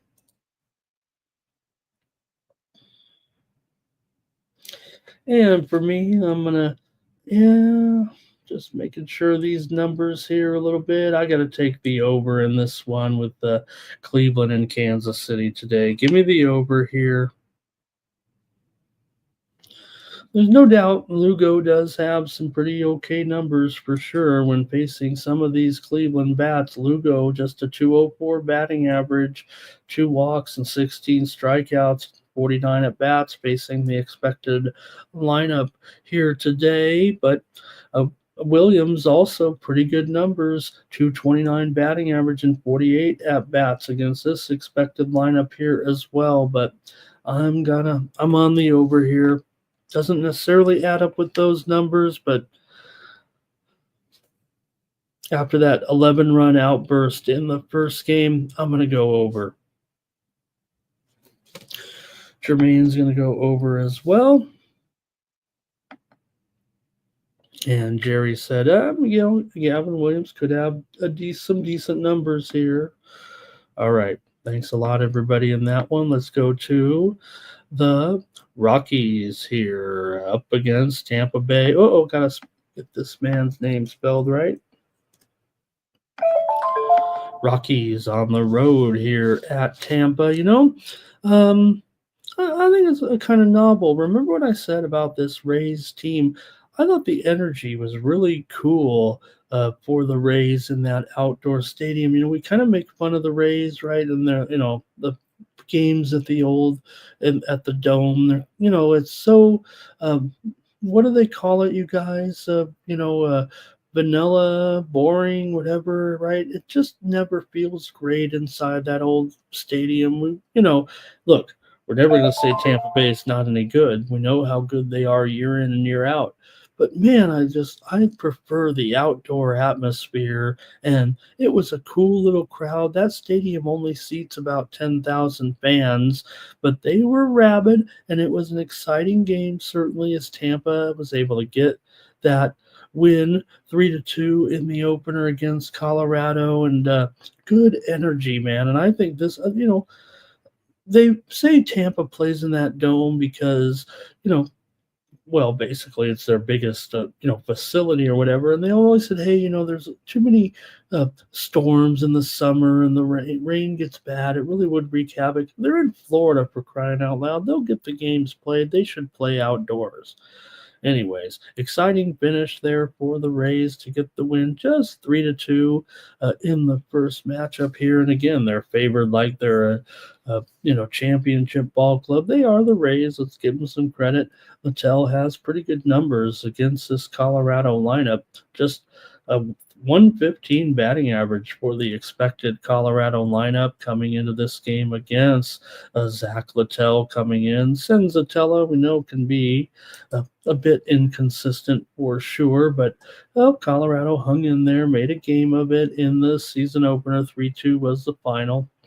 Let's see what you have here in this one and see if you like these two lineups. Now, Colorado has never played well against Tampa Bay for the last 3 years. They just have one win when they've come to Tampa Bay. But, they kind of hung in there in the first one. And see what you got here with these two. This Tampa Bay lineup, to me, I don't know if they're quite as good as we've seen in the past. I have major concerns right now for this lineup, but it could be an okay matchup against Senzatella up and down the lineup, because I'm really down on Senzatella right now. He's going to have to prove it to me, but still have to be $1.90 right now.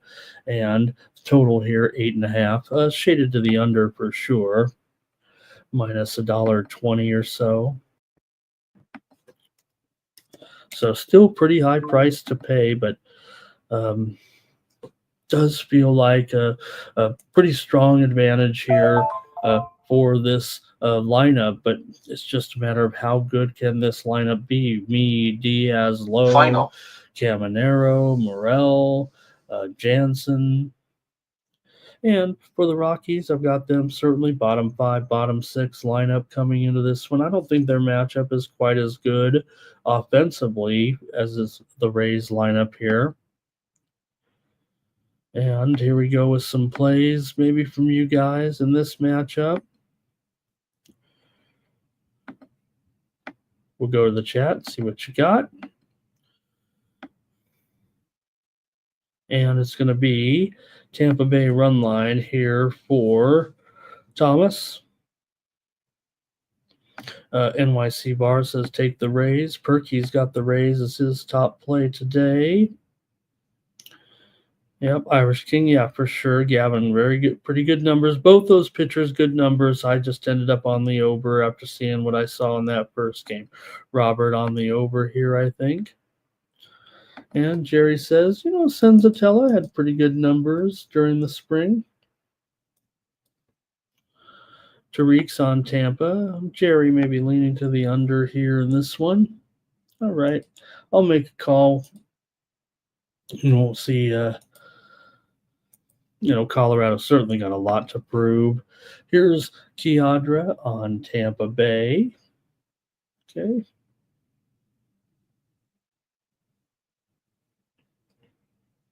And, Rockies did a nice job there staying within a run in that first game. I might be ending up taking them here, maybe on the run line. I know they got a little bit chalky. Minus $1.30. I'm going to go with Colorado on the run line here in this one. Final. All right, Teresa was on Tampa Bay. Final. And, I just went against the chat. Whoops. Okay, Tampa Bay run line for you guys, Colorado run line for me. I'm going right up against the chat here in this one. Whoops. Consensus play, Tampa Bay to roll. You guys have the Rays. They couldn't do it in the first one, and you guys expect them to do it in the second one. Okay, I'll go against the chat. Too late for me. Here we go. Next up, Final. we've got the Red Sox taking on the Rangers here with Bueller's found his way to Boston here. He's going up against Tyler Mahle in this one, and they split the first two games here so far of the series. Following the matchup on Friday, it was Texas winning 4-1 to bounce back from that 5-2 loss in the season openers. Rangers got that win last night at home, and it's a slight favorite here in this one. Rangers $1.15, 9 under 15 for Mahle. Definitely some okay numbers against this expected Boston lineup. Mahle just a 212 batting average against Boston's expected lineup coming into this one. Buehler actually has been beat up pretty good by the Rangers in the past. Buehler allows a 342 batting average and 38 at-bats against this expected lineup. So a little bit roughed up a little bit by this club for sure. And let's see what you have in this game between Boston and Texas. Pretty high-profile matchup for sure. Got to rate these teams pretty strong here coming in. Lineup. We're into the evening card here, I believe now. We get the lineups up here and see what we're expecting. All right. And for the Rangers here, like I said, I still am a little bit suspect on the lineup, even though, we got some big names, of course, with Seager in there, Semien, Langford, Jock Peterson, Adolis Garcia should be good to go, though, against Walker Buehler here possibly today. Also good lineup for Boston against Tyler Mahle with Bregman, with Trevor Story for sure. Gotta like Christian Campbell after he was able to get a couple of hits in his MLB debut. Looks like the real deal so far. So let's see what you have with Boston and Texas today. One of the better matchups on the card for sure.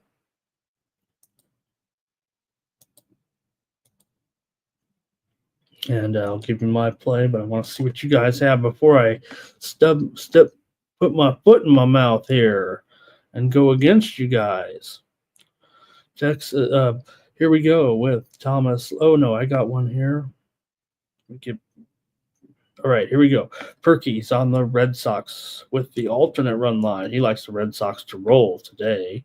Thomas is on the Rangers here. Let's see. Oh, Thomas says the Red Sox do play better at home. Kiadra says Boston team total over.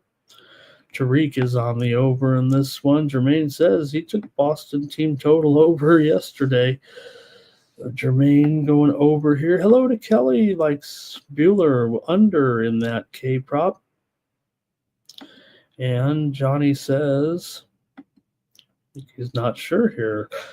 Perky says, I got to unload on the Red Sox today.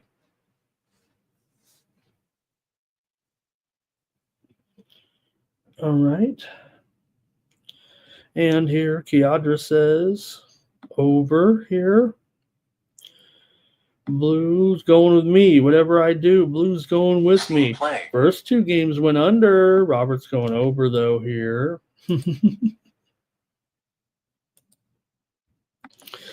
And let's see, Boston Red Sox money line. Robert's on the Rangers here. Blues on the over. All right, here we go. I'm going under, you guys. A little bit contrarian, it feels like. Look, I'm probably going to be on a premium on the side here. So give me the under here with Boston and Texas. First game was 5-2. Second game was 4-1. Maybe the offenses are good to go here with pitching. Pitching has been good, it feels like. 7 of the last 10 meetings between the two teams have gone over. But I'm going to take the under here in this one with the Rangers in Boston today.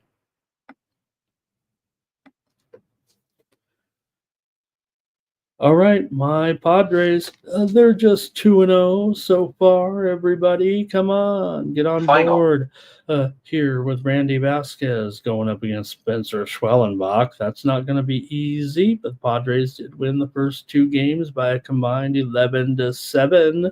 so far. They've actually dominated pretty well, I think, so far against the Atlanta Braves and made it a lot of momentum with the Padres right now at home for sure, especially against a heated rival. I'll call them a heated rival against the Braves. I think this one's a Fox game today. So let's see if they can do it again. I got on them yesterday after going against them. Why'd I go against my Padres in that opener? But maybe I was a little intimidated by the pitching matchup. Nonetheless, the Padres did take the widely reported steam here. I'm showing $1.35 on screen, and for the most part, it's still $1.35 despite that widely reported steam coming in here to this one. We do have some pretty decent numbers here for Atlanta against Randy Vasquez. Not a lot of guys have seen him, but 5 for 16 is the anticipated lineup here for Atlanta against Vasquez.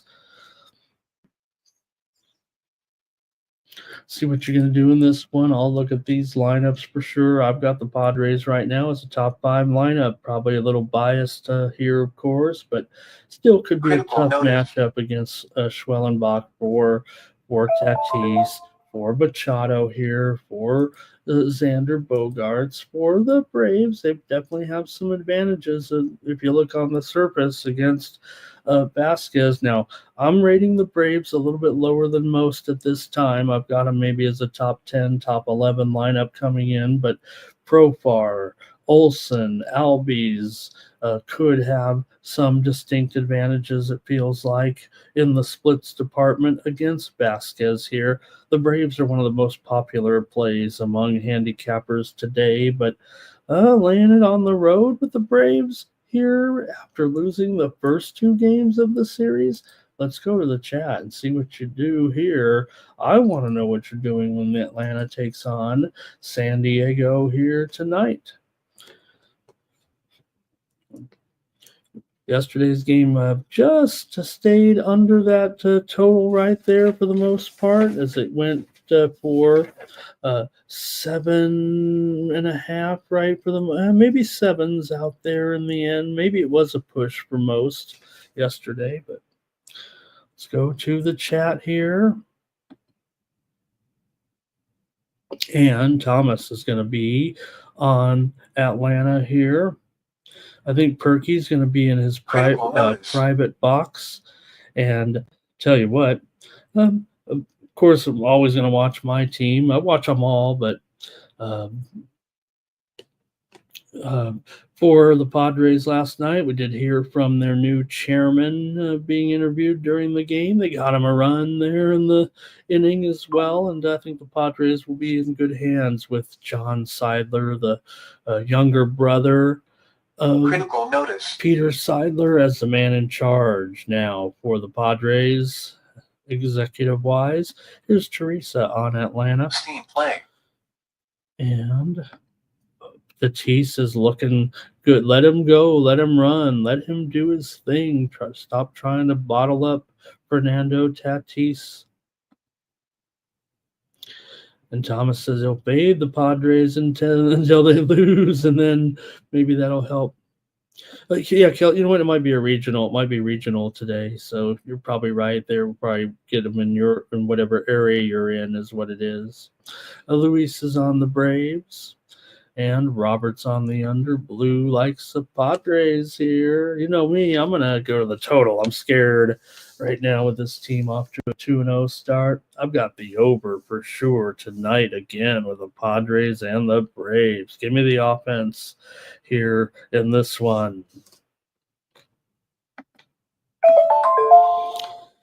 And that's, price just too high. The Padres playing well. Braves going to get all that attention, it feels like. I'm on the over here. In fact, I think I got to update that. No, it's still 8 over 20. And I think that's fine. I like the over tonight. All right, the few more here. Major Leagues, the Mets and the Astros here with Griffin Canning going for the Mets. The Mets World Series bound. Griffin Canning starting your 3rd game of the season. going up against Spencer Arrighetti here. Arrighetti favored $1.25, total 8.5, shaded to the over here. It feels like 8.5 over 20. Here in this one with the Mets, two teams have split the first two games here after Friday night's game. It was the 3-1 victory for the Mets last night on the road, following up the 3-1 victory for the Astros in the opener. So both teams 3-1 in the first game so far between these two.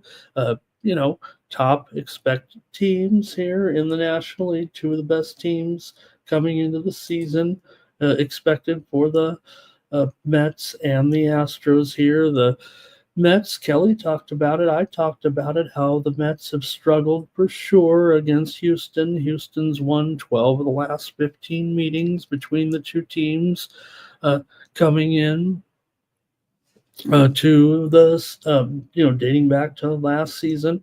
4 of the last 6 meetings between the two teams have gone over. But that's a pretty strong dominance for sure. We got like I said, Canning and Arrighetti here. Let me take a look at these lineups a little bit and see who my favorite players are today. Pete Alonso should have a pretty good matchup. Now, I've got the Astros currently with some work to do with this lineup. I'm not sure I'm able to include them, outside of the bottom maybe 10 lineups or so right now. I have real concerns about the chemistry of the lineup coming in. Look, I love Jordan here today, probably against Canning, but I don't know if I can get too excited about against anybody with anybody else today. And we'll see how the lineup evolves without Tuve, with Isaac Paredes. Mike was talking about him yesterday. Christian Walker as well. But hey, for the Mets, I gotta like Pete Alonso here against Arrighetti. I gotta like Vientos possibly today against Arrighetti. I can even get down with Tyrone Taylor here in this one. But for the Mets right now, I certainly got to put their lineup probably just somewhere in the middle at this point. I'm not impressed at this time. We'll see. Lindor, Soto, Alonso, they need to produce more than what we've seen so far, but just a couple games in. So, I don't want to downgrade them too far, but, you pay them the big bucks. Maybe I've got a little bit of bias in here because we're expecting more, but good pitching in this series so far. Both games went under, obviously. Let's go to the chat in the matchup here between the Mets and Astros. Thomas is on the Astros run line. Robert is on the Mets here. Teresa says Eddie Spaghetti or Spencer Arrighetti over here for Teresa. Jermaine like Jackson Merrill there, I think, for the Padres. God, does he look good or what? Padres have a big star in Jackson Merrill. We know already, right? I mean, I know a lot of baseball fans know, but it doesn't feel like he's quite got he got a lot of attention because of his great run last year, but it seems like it's only getting better for Jackson Merrill. 3 hits again last night, or 3 hits last night after the big hit in the opening game. All right. There's Bobby Mack talking about Arrighetti and those walks. All right, not much for picks, though, from you guys in this one tonight with the Mets and the Astros. So maybe let me make my call here in this one. And I'm going to take the New York Mets on the road today. Give me the Metropolitans in this one at plus $1.05 or so, maybe even money. I'm on the Mets tonight over the Astros. All right, and a couple more here. We got the Cubs taking on the Diamondbacks. What a series we've seen so far between these two teams. Oh, where's Doubles? Are you out there, Doubles? We're 1-3 so far with these Cubbies, but at least they were able to get that opening day win. Yesterday, Arizona got the 8-1 victory. Seen some runs in this series for sure, although most for most. I think that was a push yesterday by the time that total closed at 9, right? We did give it out when we were on the show. We did give it out at 8.5 over, but it definitely went to 9 yesterday in that game. Yeah, we whipped with the Cubs there a little bit, but you do look at some of the numbers here for Imanaga coming in. He has had some good success in appearances against this expected lineup. Just a 182 batting average for Arizona here against Imanaga, this expected lineup coming into this one. Joe T already gave us the over right in this game, so let me see if I can agree or disagree or maybe just go with the side. But I did strike out there yesterday trying to come back with the Cubs, and Arizona was able to blast them in that 8-1 win there last night to even up the series. First game was 10-6 in favor of the Cubs, but let's see what you have here in this matchup. Critical notice. For this matchup, 10 of the last 15 meetings between these two teams have gone under coming in. Arizona has won 13 of the last 19 meetings between these two teams coming in.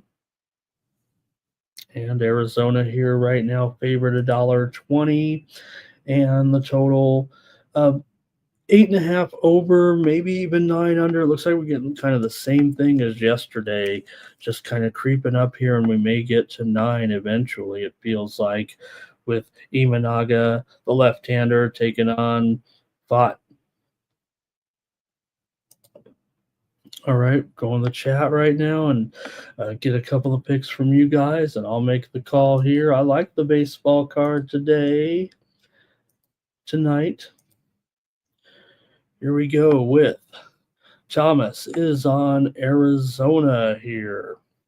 Jermaine's got his prop back in the Mets game there. Robert is on Arizona here as well.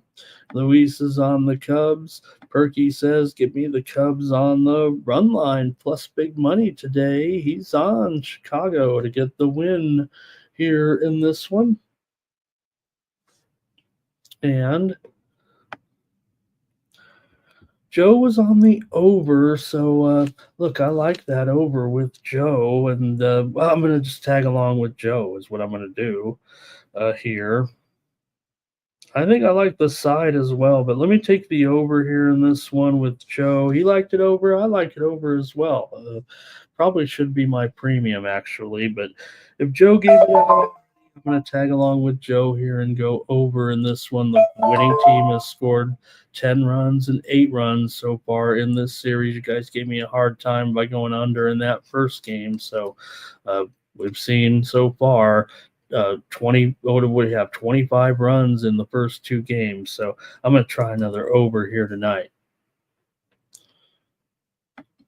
And Jermaine says Cubs team total over. All right, next up, Tigers and the Dodgers here. Oh, tough luck for the Tigers yesterday after they fought back there to take the lead in extra innings. Hey, somehow I got the over in this one with the way the game ended up there yesterday. Got a little loose there in extra innings as the Dodgers eventually pulled it off 8-5 with that 3-run home run by Mookie Betts. We nailed this one at least yesterday's side and total. With the total there, right, with the over. That was gave it out there on the Tony's Picks YouTube channel yesterday on the afternoon show, but actually we lost with the Tigers. We said take them on the run line. Felt a little jobbed there with 3-run home run, and the Tigers fought back both times there, but eventually the Dodgers got the win. So you got Roki Sasaki here, $2 favorite here for the Dodgers, and going up against Olsen here in this one.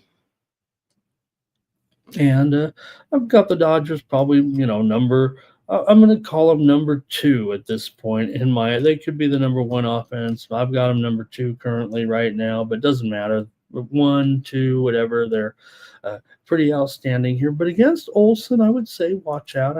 I'd got the down arrow a little bit here, maybe on these guys. On Mookie, possibly. Could be. The splits-wise, it's got to be a little bit tough, I would think, against Reese Olson, given the numbers, but also Teoscar. So maybe Reese Olson could have some success here against this Dodger lineup. It's tough to fade them, I know, but for Detroit, I've got them right now probably in the low 20s as far as their offense is concerned, probably around 22, 23, 24 coming into this one. So they've got a lot of work to do. It could be a pretty good matchup for Roki Sasaki. Of course, we saw him in his MLB debut over there in Tokyo, pitched just 3 innings, but had trouble for sure. 5 walks in that first game. So, he did get a no decision in that one. But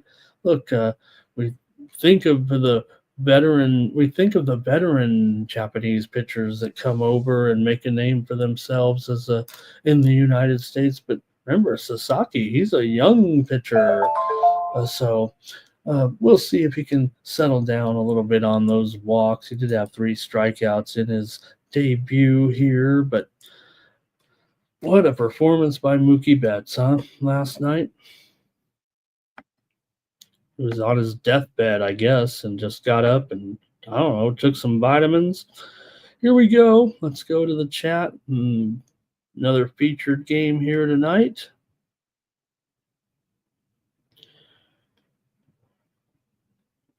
All right, not much from you guys. Okay, here maybe Luis is on the over here. But not Robert here also here. Maybe liking the over in this one. Now we're picking it up.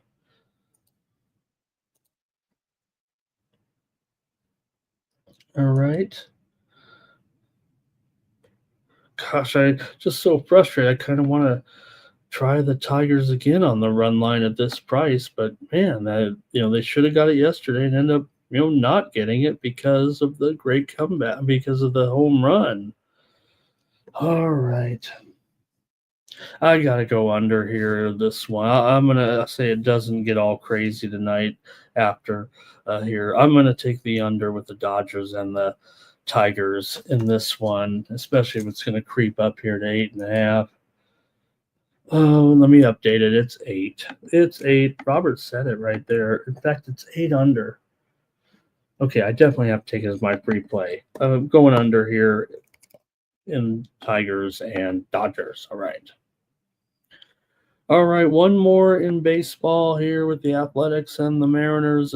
Mariners $1.60. The total here 7 in this one. Shaded. I think it's 7 over 15 maybe here with Osvaldo Bido going up against Miller.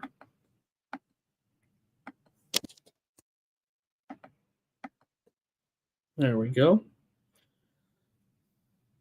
All right. See what you like here in this one with the Oakland Athletics and the Seattle Mariners.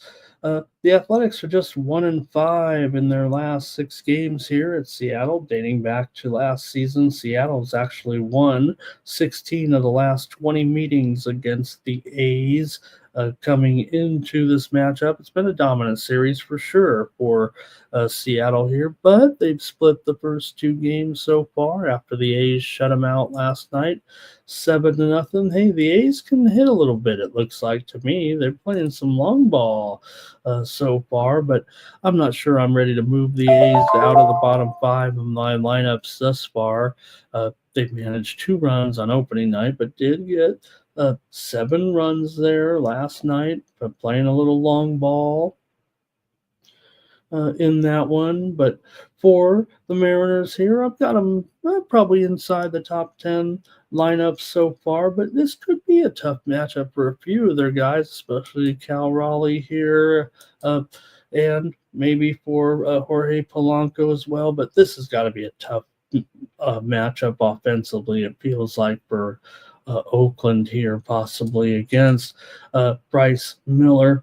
it's just a matter of Miller was kind of mediocre in spring training. So, but remember how solid Bryce Miller was, down the stretch last season. He really was starting to look good there late in the season with a lot of solid performances, and you wonder if he is that man a little bit here. But let's see what you got in this one with Vito going up against Bryce Miller and the Mariners. $1.55 here, 7 over 20. Go to the chat, see what you have.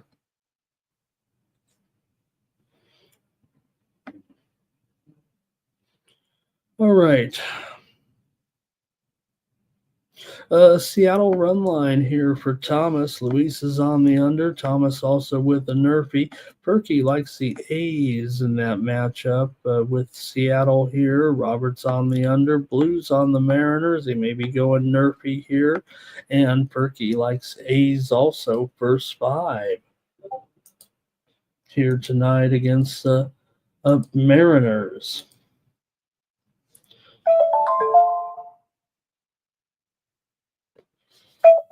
All right, and for me, I let's see here. Perky says over 7 here as well.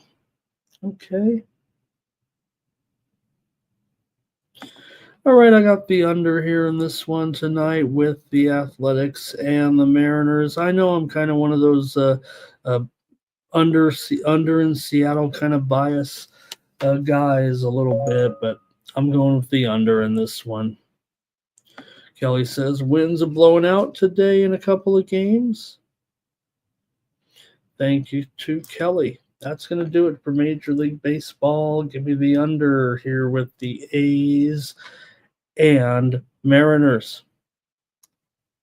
And Jim says when they get into that Sacramento stadium, he's going to be going over. Nasty Nate's ready to go in basketball here, it looks like. Talking Celtics already, so let's move to the NBA. And start it off. We'll keep it rolling here. We've already, we got to step on it, man. Here we go. We're going to skip the Brooklyn-Washington game for sure tonight. Sacramento, though, taking on the Magic here in this one. Got to keep tabs on these teams for sure coming in, because you do have Sacramento here well alive in this playoff situation. They're fighting for the playoffs, for the play-in. They're a little bit comfortable right now with a 1.5 lead over Phoenix in their 9th position. Meanwhile, for the Magic here, they're in the postseason, not officially, but it does feel pretty comfortable here for the Orlando Magic coming in. Sacramento just snapped a losing streak to beat Portland and get a win here the other night for Orlando. They had their 3-game winning streak snapped when they lost to the Dallas Mavericks last time. These two teams met back in February for their first meeting, and it was won by Orlando at Sacramento, 130-111. Sacramento kind of owned the series between these two a little bit. They meet just twice a year, but Sacramento had won several in a row over Orlando. So let's see what you got here. We're not going to go too slow on these. I just want to get into baseball a little bit here with the start of the season, talk lineups a little bit. We know where we are with these lineups for sure, but let's see what you have here. Sacramento's beaten them at 6 out of the last 7 officially is what it comes down to. Also, 10 of the last 11 meetings between these two teams have gone over. We know Orlando's been slammed with overs, but they've gone over a little bit here. Orlando slamming with unders, of course, we know that, but they've gone over here a little bit of late, and Sacramento is 15-9 to the over as an underdog. Orlando's covered 6 of their last 8 games coming into this one. Sacramento just 1-4 against the spread in their last 5 games coming in. So let's get it started here in the NBA. Give me some plays. Let me know what you're on in the chat. This one's at 5 Eastern and 2 Pacific. A bit of a standalone game here today between Sacramento and Orlando here in this one. And well, I'm going to end up here on The Orlando Magic for sure in this one. I like side and total here. I could go with either. It feels like as the premium, but give me the Orlando Magic at home here in this one. They got the win at Sacramento earlier this season. Both teams feel like they probably have to keep winning a little bit. And I'm going to take Orlando at home. They're still 27. Let me see what the line is. Has it? Yeah, it has moved to a pick'em, or even Orlando is a 1-point favorite now at Bovada. Let me call it a pick'em here. The total has dropped dramatically, so I'm going to use that one as the premium. And there we go. It's down to 215.5. Here for the maybe 216. There we go. Let's do that. Picking 216. Let's call it right now in this one. Give me Orlando as my play here. Maybe I should listen to you guys also and see what you got. Thank you, Perky, for your plays there today. Thomas says he's succumbed to the fever of the Boston Celtics second quarter. He's all over him right now. And Jim says Rafael Devers struggling there a little bit. And Kelly's got her 2 big plays here in the UFC today. Thank you, Kelly. Get ready for our coverage here. We're just 5 hours away. UFC Mexico and my man Brandon Moreno from Tijuana. Thomas is on Orlando. Robert's on the Kings. Blue is on the Magic, and I'll be with Blue. Give you the Magic tonight in this one. Okay, we skipped a game. If you ain't sniffing the playoffs, we don't have time for you. Miami and Philadelphia here. These two might be gone. Well, we know Philadelphia's gone, but Miami here, they might be gone too here if they don't keep it up. But they're in. They're in. Feels like the playoffs, despite their poor record, they'd really have to well, if they keep losing the way they were losing, they'd be out. But all of a sudden, Miami's turned it around here, and they're on a 3-game winning streak. It's paid off for me a little bit. We've been on them a little bit here, talked about how no, this is a little for a team that was just on a big-time losing streak, and then now all of a sudden, yes, they got wins over Charlotte, Golden State, and Atlanta, and now they're favored by 7.5, like we're all fixed a little bit. Now, we know that Philadelphia's in a bad way, so maybe you guys will do it too. But I'm not. Let me take a look at this. I don't want to necessarily use this as a premium, but it does seem like a little bit of an overreaction the other way. All of a sudden, Miami is on a cover streak for sure, so that's what we love about them. Even when we were, paying our dues there a little bit and losing with Miami, we kept on it a little bit, and we're getting those covers even when they were still losing, and now they're being rewarded with those victories. Meanwhile, the 76ers aren't covering against anybody, anywhere, anytime, anyhow, no matter how many points at this time. But oh man, this feels almost like overreaction city a little bit. Let's see what you want to do in this one. Why do they do this to us? All right. For Miami here, they've covered 9 of the last 12 meetings between the two teams. Philadelphia and Miami have gone under in 8 of the last 12 meetings overall. Philadelphia, they've lost 6 straight. They've failed in 5 straight. Coming in, the Heat are on fire all of a sudden with 5 consecutive covers as well. And I think we were on most of them. I'm trying to remember here. let me see the one that wasn't. Oh, I don't have it, but all right. Let's see what you got here in this one with the Heat and the 76ers tonight. Like I said, the thing is with the Heat, you can look at it this way. They would have to really go into tanko mode here. The Sixers are about to be eliminated from the postseason. If they lose, they're done. If they lose, they're out of this game. I think if they lose, they're out, and if the Heat wins, I think they're out anyways. It's almost like an elimination game again with the two teams, even though, they're not kind of battling directly. We know that Sixers are done, but they're going to be officially done if they lose this game. So let's see if it's going to be enough tonight.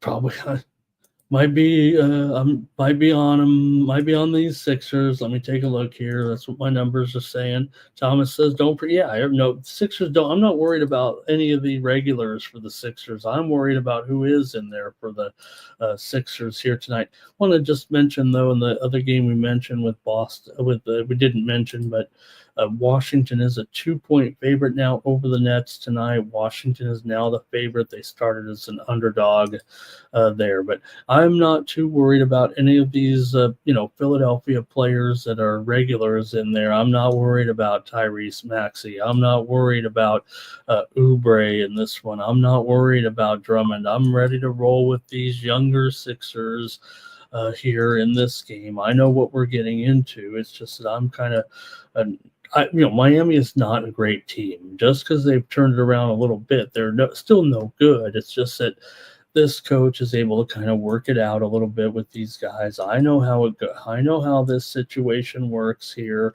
Look, for me, when it comes to the Sixers, I'm on a guy like Jared Butler, okay? I'm on a guy like Ricky Council here in this one. So I'm probably down on the matchup with Tyler Hero here again, kind of matching up with a aggressive player here right now like Jared Butler, who's had some pretty good games here of late. So let me see if I can get off it. Let me see what you guys are doing here in this matchup. Robert's on the over here. Kelly's ready to go in college hockey action. We saw that incredible performance by Cornell in that last game. We're getting close to the Frozen Four. Kelly likes the over, says Philly, no defense. Blue is on the over here as well. All right.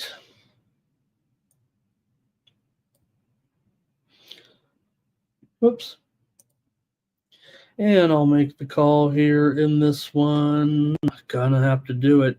Okay. Thomas says we've got a consensus play on the Philadelphia 76ers game to go over.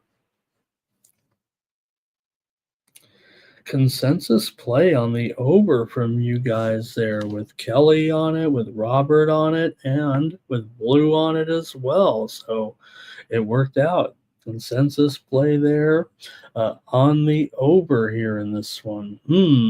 All right. You guys are on the over. I'm going to take the Philadelphia 76ers plus 7 points tonight at home.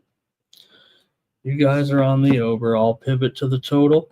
Let's go to the next one here with the Pacers taking on the Thunder. Now we're getting somewhere, huh? In these matchups tonight at 8 Eastern, 5 Pacific, got a pretty interesting card here tonight with the Red Hot Thunder, the covering every game in sight here at this point. They can't be stopped here. No matter what you set in front of them, they just knock it down and eat it up for sure here. Well, give the Pacers some credit. They've been hot for sure. Now, they haven't been covering every game, but that's usually when they've been, a big favorite for the most part. Now, they did cover, of course, against Washington in the highest output of the season for any team, 162 points last time. Could the Pacers get a little bit of attention? It doesn't seem like it. It's still double digits here. Oklahoma City favored by 10 because they've, pretty much knocking it out of the park every time and taking everybody down. Maturin is out of this game for Indiana, but OKC's got a little bit of a laundry list here with Caruso questionable. Forward Jalen Williams is questionable. Aaron Wiggins is out. Dukas is out here. Uzamain Dang is out here. So you have some pieces anyway out for OKC in this one. OKC has been tearing it up, though, covering everything in sight. Like I said, long cover streak here right now. In Indiana, just 3-6-1 ATS in the last 10 games overall. But they have been winning. They have been favored in some of those matchups, and it necessarily hasn't worked out. Indiana still just 2-8 against the spread. Their last 10 games on the road. Oklahoma City's covered 8 in a row here right now. 6 of the last 9 meetings between these two teams have gone over. Indiana's actually defeated Oklahoma City in 8 of the last 11 matchups between the two teams. And, we're not, we know the Pacers are a, pretty darn good team. Oklahoma City still, they would like to cover this, number one seed, I'm sure. Overall, it doesn't feel like they're going to lose it at this point. Let's go to the chat, see what you have here with Indiana and OKC tonight. All right, here we go. I'm going to the chat with Thomas says I'm into. Nope, Thomas, we're gonna hold you to it. It's a Christmas play. Here we go. Okay, I think Blue's saying no defense. Kelly likes the Christmas play. Okay, here we go. We've got Blue on the Thunder, and that's it. Okay, not much from you guys. Maybe it's a tough matchup here a little bit for you guys with this OKC game here tonight. All right. Well, that's the way we're going to play it here. Look, can they, is OKC really going to keep bombing these teams right now? I'm going to end up on the Indiana Pacers to stop this. Pacers are playing well enough to get a money here. Look, even against some of these other teams that OKC's eventually clobbered them and covered the spread, I don't know if they're quite as good as this Pacers team. Pacers look healthy enough to me to be able to stay in. When will the Thunder call off the Dogs a little bit? It feels like, like I said, they're kind of entrenched in the number one position. They can keep going. Indiana, meanwhile, yeah, they're kind of nestled in fourth place, but, they'd like to hang on to that fourth place spot, it feels like. They're a game and a half ahead of Detroit there, so, Indiana still won 8 of their last 10 games here right now, too, so they're playing well. Here's OKC in the fourth quarter. Jermaine's got SGA under in his points. I'm going to take the pace tonight. Mavericks and Bulls here in this one. The Bulls have to be coming off an emotional game, of course, and the incredible game against the Lakers last time out. They're favored here by 3, and the total here 237. Even I've kind of backed off the totals here right now. I mean, maybe I've gone to the well a little bit too much with a few totals here late and kind of paid the price here. Bulls come in as one of the hottest teams in the league right now. Jimmy's kind of, Jimmy kind of kept us informed that these Bulls were kind of ready to roll, and I think we've kind of capitalized on them here in this streak for sure, as they've been looking so impressive of late, having won 9 of their last 10 games to the number overall coming in. Have done a nice job for sure. Kind of one of the stories of the league, it feels like right now with this hot streak. Dallas is still covered for their last 5 games coming in as well, despite a couple losses in there. They did clobber Orlando last time out on the road to get the money. For Dallas here, they've covered 4 of the last 6 meetings between the two, but like I said, Chicago red hot, 5-1 straight up their last 6, 10-1 against the spread, their last 11 overall. Dallas just 4-10 straight up in their last 14 games overall coming into this one. The teams met back in November. Dallas won it by 20, but that was a different time and a different era, it feels like. Let's see what you got here in this one with Dallas and Chicago here tonight at the center. Right now I'm showing Chicago favored by 3, 237.5, maybe 238. It's gone up a little bit. After all, the Bulls have gotten wrapped up in some highs. All right, let's go to the chat here right now. See what you got. Thomas is on Chicago here. Robert's on the Bulls as well. For Dallas, their position, they're still in the playoffs. They're definitely in a battle, but they've cleared the Suns by 1 game right now. They still could pass Sacramento as well. They're in 10th place. Portland's probably done. Look, there's 10 games left. Portland's behind by 4 games out of the spot right now. So it could be, as I said earlier, Sacramento, Dallas, and Phoenix. 2 of those 3 teams get into the play-in, it feels like. And right now, Phoenix is a team on the outside looking in. So maybe, to me, Dallas has a more motivation here. The Bulls are in the playoffs, and they're really just jostling between Atlanta, Orlando, Chicago, and Miami. Those 4 teams are going to be the play-in teams. It's just a matter of who's going to be have a better road, if you know what I mean. So, all right. Hey, Jason Neff here today. Nice to see Jason again as usual. He's on the Mavs on the money line. I like the play. I think I'm going to be with Jason, or at least I'll probably take the points here. And Kelly giving us some things to look for today. Thank you, Kelly. Kelly needs her own segment with all of her great numbers all of the time.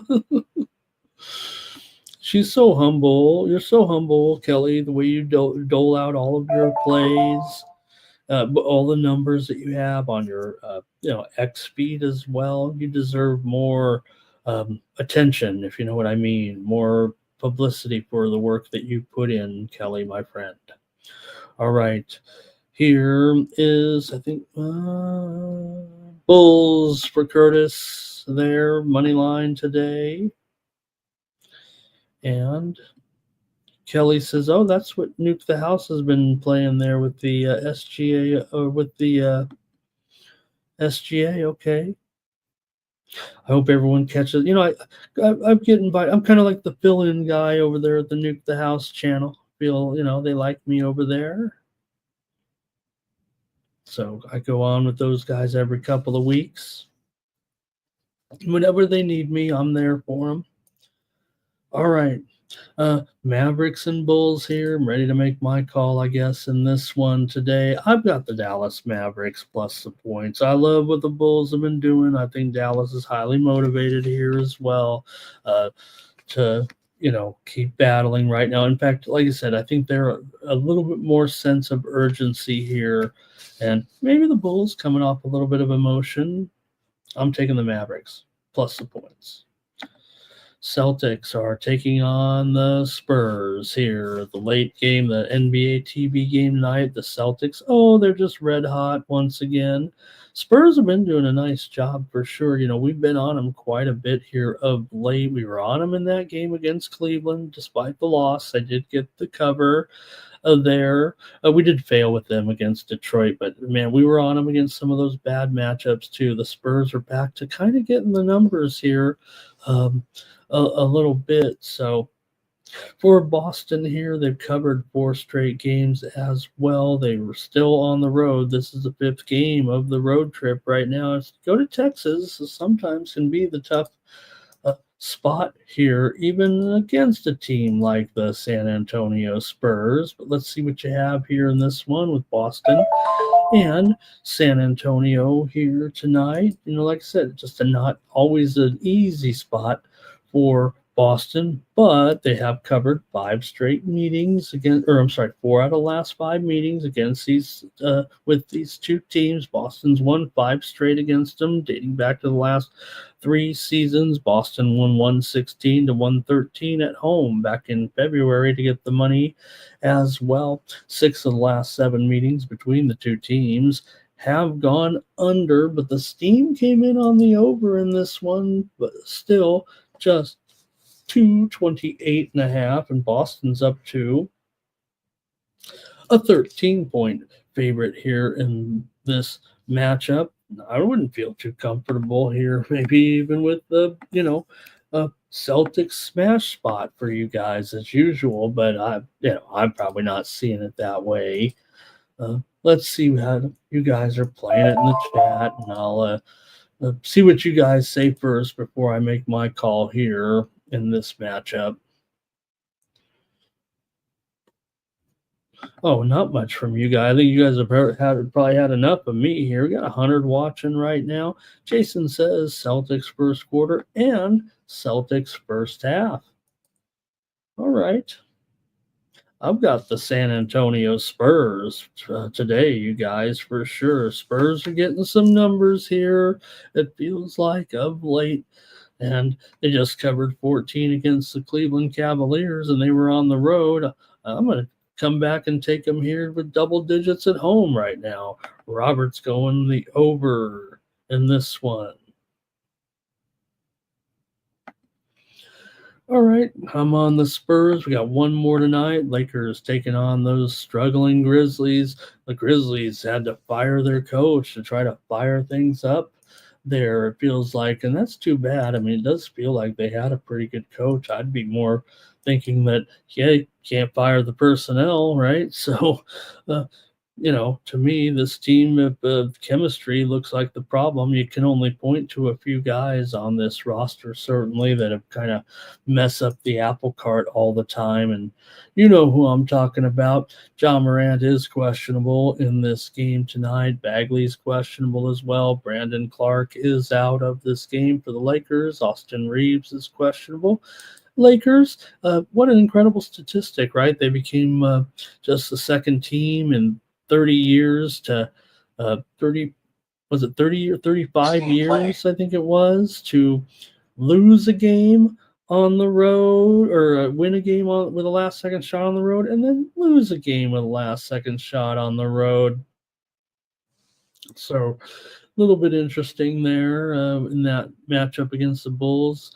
They lost that one 119-117 with that three-pointer, that last-second three-pointer. Memphis got rocked by OKC. They were in it all game, and in typical Memphis fashion, ended up not even coming close to covering the spread, losing by 21.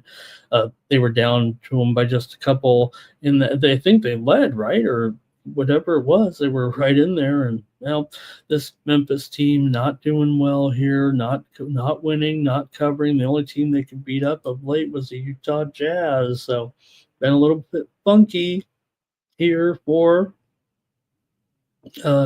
Memphis coming in. Still, Lakers here on this road trip right now. They have lost 2 of 3. They did beat the Pacers, but let's see what you got, because this one actually looks a little bit tricky for the Lakers here today. I know handicappers are all over Memphis in this one, and I think the public's going to be all over the Lakers. It's going to be kind of a pros versus Joes game, it feels like. Let's go to the chat and see what you have. Memphis and the Lakers here today. Memphis here. Get these numbers. Memphis were 3-13 against the spread. Their last 16, they've lost 4 of 5. 6 of the last 7 meetings between these two teams have gone over. Lakers have gone over in 8 of their last 11 games, but Memphis has gone under in 8 of their last 12 games coming in. So see what we got here in this one. We still got hockey to go, and it's a huge card. Is anybody going to stick around with me here? We got 100 of you right now, and we got a dozen or more hockey games to talk about. Blue is on Memphis here. And Jason says sometimes doesn't mind the, play the team off the coach firing there. Thomas liked Memphis here. And I'm going to take the Memphis Grizzlies here in this one.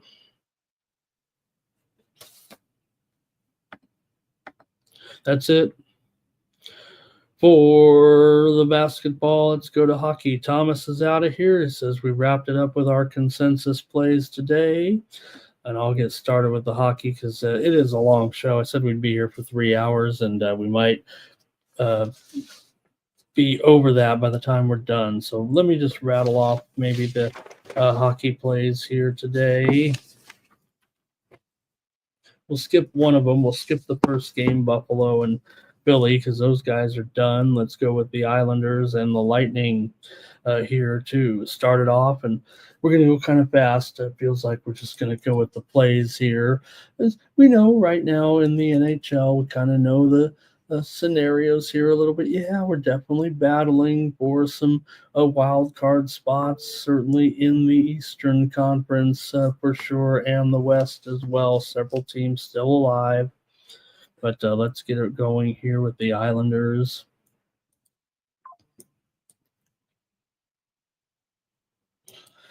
And the Lightning here in this one. Islanders come in on a 3-game losing streak. Tampa Bay has won a couple of games in a row. They've won 14-1 combined score over Utah and Pittsburgh. Beating them up for sure coming in. Islanders have lost 3 in a row coming in. These two teams met back in February in their first meeting, and it was 3-2. Islanders got the win at Tampa Bay. Sorokin expected to go up here against Vasilevsky in this one. And let's see if you guys have any plays here. This one goes off 2 p.m. Eastern and 11 Pacific in this matchup between these two. And I'm going with the over here in this one between the Islanders and Tampa Bay today at 6. Is the total right now, maybe 6 under 15. I'm actually showing a little bit of 5.5 over 30. You can grade me at 6. I'm going over with the Islanders and the Lightning here in this one. All right, here's the blue. Tampa Bay team total over. Says they'll get shut out in the first period, it looks like. Lego World's here to help me in the hockey. Thank you, Lego World. Need you right now, but we do have some others as well. Blue, Vegas team total over. And Ready Somebody says, look, these games are important here. These wild card spots, we definitely have some excitement coming up in the NHL over the next couple of weeks, over the next 3 weeks here to get these playoffs going. All right, here's Sabres, first period over for Blue. Good morning, James Parm. Blue says Devils team total under. I'm already on the over, so is Robert. Blue says under here. Thomas has got our props, our consensus plays. You can take a screenshot of it now since I think this is going to be our final result here.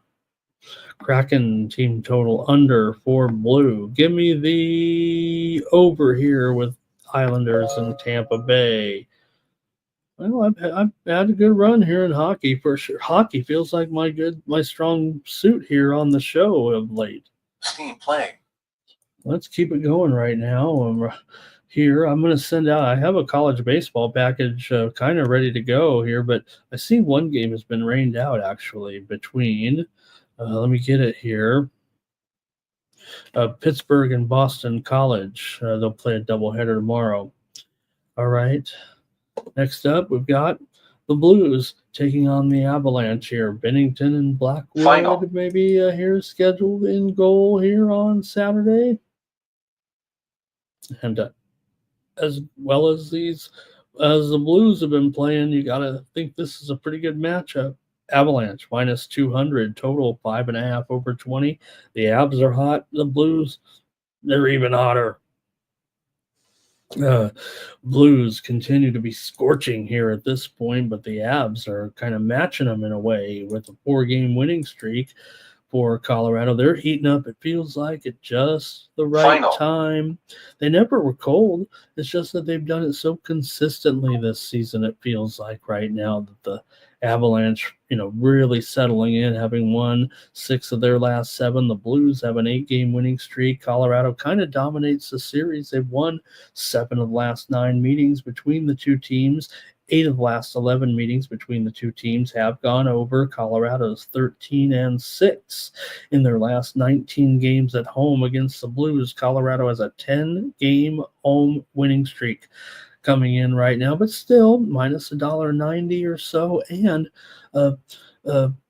on the puck line, Colorado this season just 27-34 as a puck line favorite. St. Louis 33-17 as a puck line dog here. Good game this afternoon, 4:30 Eastern, 1:30 Pacific, between Colorado and St. Louis. What do you have here in this one between these two? Man, this Colorado situation feels so good right now. Feels like they're real. Look, St. Louis has been incredible. I'm taking Colorado on the puck line today. Give me the Avalanche minus the goal and a half. They're actually at plus $1. Oh, let me look at it here. Looks like it's moved a little bit. Right now, Colorado is plus $1.25 on this puck line. I'm going to lay it here with Colorado on the puck line. It's up to 205 on the money line. So I'm taking Colorado today on the puck line. Look, St. Louis, this has been great. In fact, we've been on top of it for sure. It feels like this winning streak. But today, I'm going with the Avs. All right, here, Lego World likes the Avs here in this one. Blue says first period over. And Lego World does say they've been taking advantage of a soft schedule here. Robert's on the over. Blue says Tampa Bay and Colorado. Lego says it might just come to an end for the Blues here today. And we've heard some of some of the experts on the channels I've been on saying, Blues good now, but fade them in the playoffs a little bit. I'm not sure I'm willing to go that far. Maybe they can get a series win or two. It's been a pretty good streak. Okay, here we go. Devils and Wild here in this one. You got the Wild, $1.20, 5.5 under 30. So a little bit of move here to the Devils possibly here today with looks like Markstrom and Gustafson here in this one. New Jersey's been struggling, no doubt about it. Haven't lost 4 of their last 5 games coming in. New Jersey just 2-5 straight up their last 7 against Minnesota. New Jersey's gone under in 8 of their last 12 games on the road, but 5 of the last 6 meetings between these two teams have gone over here in Minnesota. It's just that Minnesota's also been going under here of late, going under in 8 of their last 11 games. Overall, Minnesota's won 4 of their last 6 coming in. They're coming in off a big win over Washington to snap a 2-game losing streak. They played Dallas and VGK before that. New Jersey has struggled. The only team they only beat here of late was the Blackhawks. So it's been a little bit of a funk here for New Jersey. Let's see what you guys have in this one between New Jersey and Minnesota tonight on the ice.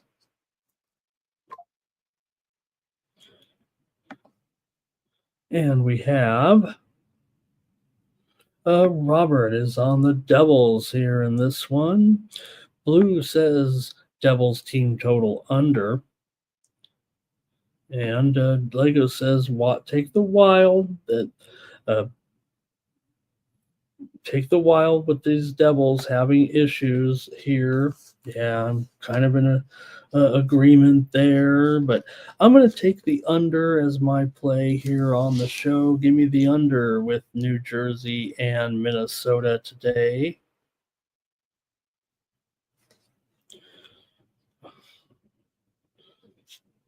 The other meeting this season was it hasn't happened yet. Actually, they're going to meet here in a couple of games here, I think, actually, to clean up this series. Okay, here we go. All under 40, all under 4.5 here for Lego World. I'm going under as well. I'm going under in this one as my play. Next up, Golden Knights taking on the Predators here in this one. You got the Golden Knights on the road, just $1.55 here. We know the Predators and their 27, 37, and 8 record get plenty of action from the Sharps, but right now the Golden Knights are red hot. Even on the road, they've been able to get it done here, beating Minnesota and Chicago. They're winning. They're covering puck lines. The Golden Knights are pretty hot here right now. Predators, meanwhile, come in here off of a loss to St. Louis. They've been alternating wins and losses here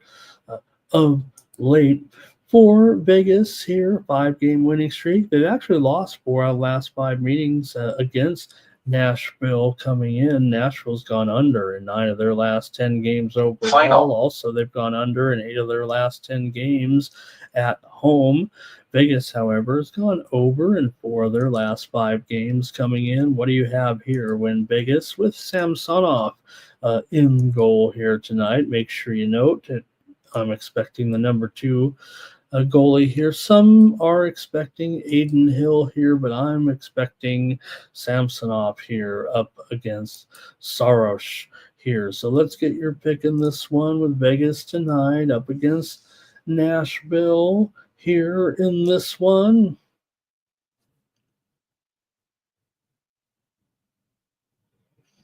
All right, I'm ready to go here. I think I'm showing total on the screen there at 6 under 20, but there are some 5.5s out there, and I like the over. Joe gave you the over. I'm on the over. So let me go with Joe tonight. Give me the over in this one between Vegas and Nashville. I could just blame it on Joe if we lose. All right, here we go. Lego World says, I like the Predators to take this one. Blue says Vegas team total over. And Lego World also doesn't like Samsonov in goal. So we're on the over. All right, Maple Leafs and Kings. Hope it's okay. We're going a little bit quick here right now. We got the Kings $1.50, 5.5 over at -115 or so in this one. The Kings have been hot, but they did lose last time out to Colorado 4-0 on the road, of course. But hey, we're back home now. We should be just fine. Hey, what if I told you? Hey, I got a team that's won 26 of the last 29 games at home, and they're only $1.45 or so here tonight. Probably be pretty good, but you're going up against a Toronto team, been doing pretty well of late. They have lost 2 of their last 3. They lost at Nashville. They lost to San Jose. That's not great. Losing to some weak teams on the road. They still got great numbers. We know how good Toronto has been this season, but come on, this is the Kings, man. They took the steam here a little bit already. So let's see. What do you have? Toronto and these hot LA Kings. They get it done every time at home right now. Come on. See what you got in the chat. Kings puck line here for Lego World. All right. I'm going to just take the LA Kings as my play here in this one. You know I like the Kings. I'm giving you I'm giving you the premium like it's some big deal to go with the LA Kings as some secret play. Yeah, it's even up to $1.45, and if anything, it does feel like the line is kind of moved here too high to maybe even be a premium for the most part, but Perky says he likes the Kings on the puck line. Blues lean into the Kings here. And yeah, they've been incredible at home, 26-3, NHL best, but they definitely have moved here more than a few cents on this favored line. So give me the Kings here tonight. Next up is the Blue Jackets taking on the Senators here, and significant game as well here between these two, given the situation in the playoffs. We talk about the teams that are battling for the wild card, and the Blue Jackets right now are just inside the line.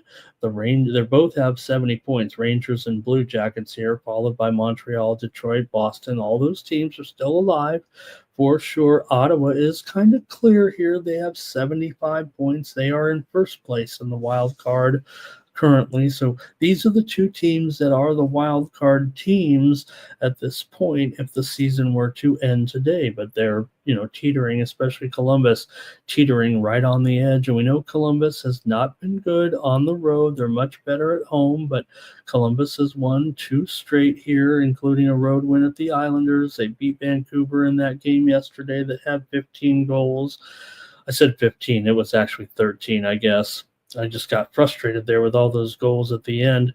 But Ottawa comes in they have the day off. Columbus is playing on the back-to-back here, so could be a little bit of a factor for you. The steam came in on the under in this game. The two teams played back on March 14th. It was 3-2 Ottawa. Ottawa also won at home back in let me see here. Oh, no, I'm sorry. Let me get this straight. This is the first meeting between the two teams. These two teams are going to be playing quite a bit here down the stretch. So interesting that these two teams will end up meeting here several times, and they're in this wild card battle here. So over the next few weeks, they're going to play their whole season series here real quick like. Let's go to the chat here in this one between Columbus and Ottawa. Columbus has lost 6 of their last 8 games. Ottawa's won 5 of the last 7 meetings between the two teams, including 4 out of the last 5 here at home. Ottawa's gone over in 14 of their last 20. 6 of the last 9 meetings between the two teams have gone under. Ottawa's won 8 of their last 11 overall and 4 of their last 5 games at home. Coming in, let's go to the chat. Going to finish quickly, get out of here. Appreciate everybody here on the morning steam this morning. And for me, well, let me go to the chat. I want to see what you guys have here in this one.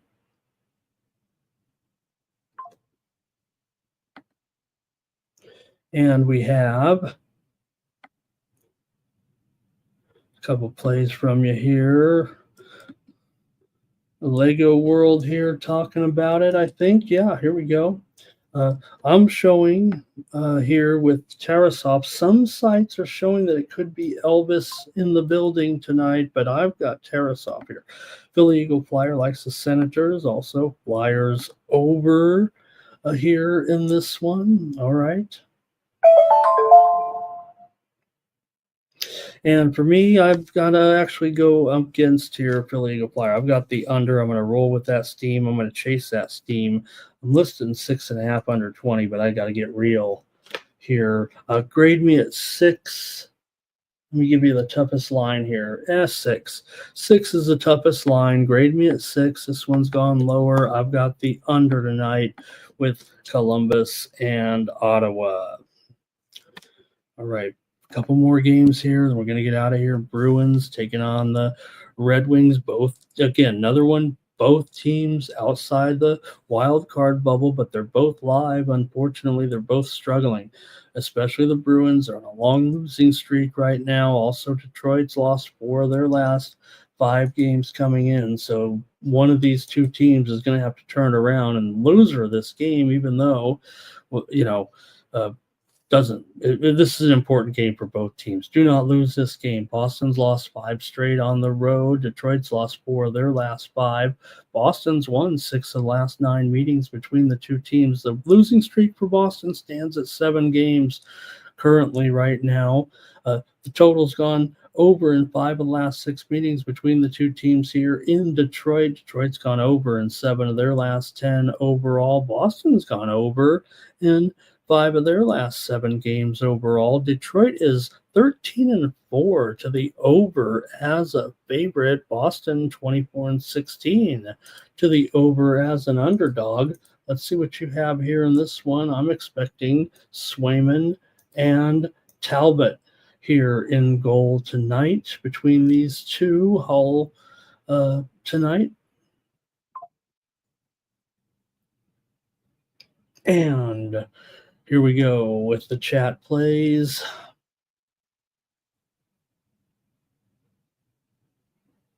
I'll make sure I got the. Just checking to see if any goalies have been confirmed, but I'm not sure we've actually had any. Just Sorokin has been. Sorokin's the only one I've got in here right now. Has been. Olmark here just within the last. Within the last hour or so. Also, Talbot is likely here in this one today. He was in the starters crease this morning. Here we go in the matchup between Boston and Detroit. And it's going to be Lego World with the Red Wings here. Blue says got a little parlay action. Lego World says Boston's Goalies are struggling here. Blue says it's a bad game. Like I said, the teams are alive, but they feel like they're dead. Here's Robert on the Red Wings, minus a goal here in this one.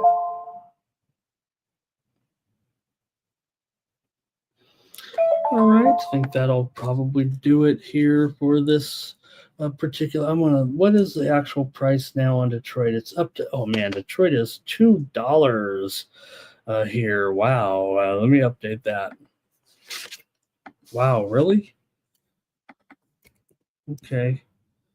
$2 right now, and the total in this one is mostly sixes out there. All right. Oh man, that is a ridiculous price. Give them to me as my free play. I see Robert saying, I never take the -1, but give me the Red Wings. Give me the Red Wings on the puck line. I'm going to take the Red Wings on the puck line as my free play. I like the total here a lot, so I'll go with the total as my premium. Give me the Red Wings puck line tonight. Yeah, you can't trust a puck line with them. You're right, but I'm going to do it. I'm going to do it here. Okay. Yeah, you can take it -1 or regulation, whatever. All right, Battle of Alberta night with Calgary and Edmonton here. Edmonton $1.60. We know, man, it's been a rough situation here for Edmonton right now, trying to get these guys healthy, ready for the playoffs. Calgary was hot, of course. Still, nothing's changed with Edmonton. The Stars are still out currently here. And not only that, they'll be going with Picard. Skinner's not going to make this lineup. He's been injured here a little bit. So, what's going on? I don't know. Do you want Edmonton? I don't want Edmonton against this hot Calgary team without the Stars. Calgary's been playing hot. They did lose to Dallas last time out at home in a bit of a stunner there as Dallas came in and got the win, but maybe this is a good enough price for you to take the Edmonton Oilers here tonight. I'm not sure, but I don't want them. Give me Calgary here to do it again. The widely reported steam came on Edmonton. Maybe the, momentum of being at home, you're playing Calgary, maybe that will be enough here, but I'm not taking them. I'm taking Calgary tonight. Here is Lego World on Calgary. Robert is on the over. Calgary's been hot, no doubt about it. Despite that loss, that just was a little bump in the road. It feels like right now Calgary's won 4 of their last 5 coming in. Edmonton has won 10 of the last 13 meetings, but again, they've been missing these stars. Edmonton's 9-4 against Calgary at home in the last 13. Edmonton's gone over in 8 of their last 9 at home, 5 straight overall. Calgary's gone under in 4 of the last 5 meetings in this series with Edmonton, but Calgary also over in 7 of their last 8 games overall. These teams are going over here for sure. It feels like of late, but I don't know if that's going to happen here in this game without Edmonton Stars. They're having trouble scoring without them for sure. All right, next up, 2 more games here on the ice, and the show is over. We've been here for 3 hours. Thank you for watching me, everybody. We kept almost 100 of you in here all the way. Mikey might even give me a bonus if I win that contest and I can get a new shirt. Keep wearing this same sports money shirt every day. So Stars and Kraken here in this one. The Stars on the road, $1.50 right now. It's gone down for sure. The money's coming in a little bit on the Kraken. It was $1.70 or so. We're down to $1.50, 6 over 15 here in this one with Ottinger expected to go up here against Accord tonight. See what you have here in this one between these two. And real quick, we've got Dallas off of that win. They've won 5 of their last 6. They've beaten Seattle in 5 straight matchups between these two teams. Dallas has gone over in 9 of their last 11 games on the road and 13 of their last 19 overall. They've won 4 straight here, including the first 2 of this road trip at Edmonton, at Calgary. For Seattle, they're off of the win over the Edmonton Oilers, 6-1 here, as we talked about, the Oiler woes a little bit coming in. So what are you going to do tonight as the Stars take on the Kraken here at Climate Pledge tonight. Now, I know where I'm going here with this one, but I'm going to probably use it as a premium. So I'm going to the total, if you know what I mean. Give me the under here in this one between Dallas and Seattle. I'm not sure right now, Dallas. This is a nice winning streak. I think this one could be a little bit tricky for them here tonight. Look, Seattle, not great. We know that right now, but I feel like this is going to be their matchup. Seattle's not going to the playoffs here. This is going to be their game. I kind of want to take them in this one tonight. Probably should have went with them as a free play, but I really do like them. And probably going to hit them up with the premium here. Look, now the value is actually gone, so maybe I blew that one. You know who I'm taking, but I'll take the under as my play. Vigo going over against me here a little bit. Kraken team total under. So nobody's really seeing it the way I am here. Ready, Samedi's ready for that UFC action. One more on the ice tonight, and it's going to be the Rangers and the Sharks here. Look, did I get lucky last night? The Rangers ended up blowing that game for sure. I had Anaheim as a premium pick. I'll take it, even if it was kind of fluky there last night. But we'll see now. Rangers on a back-to-back, and Quick maybe expected in here in goal in this matchup tonight against Georgiev. So you got a couple of real beauties here in goal. I'm still a Quick fan, even if everybody's making fun of him a little bit here, being over the hill. San Jose's lost 13 of their last 18 coming in. They've lost 11 of their last 15 at home. Rangers have won 5 of the last 6 years here in San Jose, but the Rangers have lost 5 of their last 6 overall. Still, they've beaten the Sharks in 10 of the last 12 meetings overall. Rangers have gone under in 10 of the last 15 games overall coming in, and 7 of the last 8 meetings between these two teams have gone under. Let's go to the chat, wrap up the show. Thank you, everybody, for a great time. Can't wait for our games tonight. Can't wait for that UFC action here today. I'm on the under here in this one with the Rangers and San Jose tonight. Let me go under with these two. And, man, I feel like I want to take another dog here tonight. All right, here we go. Robert's on the under with me. Blues on the Sharks. I'm feeling the same way. Might even make a premium out of it here tonight. That's going to do it for the Morning Steam Show. Thank you for joining me here. So proud to have a Hunter ride with me for 3 hours, talking sports and sports betting with you. Let me get one more game. I've got a special one here for you right now, and let's go to it. I've got UFL here with the Brahmas taking on the Renegades in this one. I whiffed in the season opener there yesterday on the Tony's Picks YouTube channel for my one pick, but here in this one tonight between the Brahmas, or this afternoon, 4 Eastern, 1 Pacific, I've got the under 37. It's dropped to 37 here. Give me the under with the Brahmas and the Renegades there today. And also here, I want to cover real quick, if I can. This one will not have, let me get it straight here. Okay, let me give you my plays here in the women's NCAA tournament right now. And I've got my plays here for the Sweet 16 tonight in women's college basketball. This has probably been my strongest. I've not had a great tournament against the spread here a little bit of late. So let me keep rolling right now in the women's college tournament here in this one, where I'm going to take the under in the first game here at, this is in 40 minutes between Notre Dame and TCU. I like under 143.5 as my play here. Notre Dame and TCU, give me the under in this one.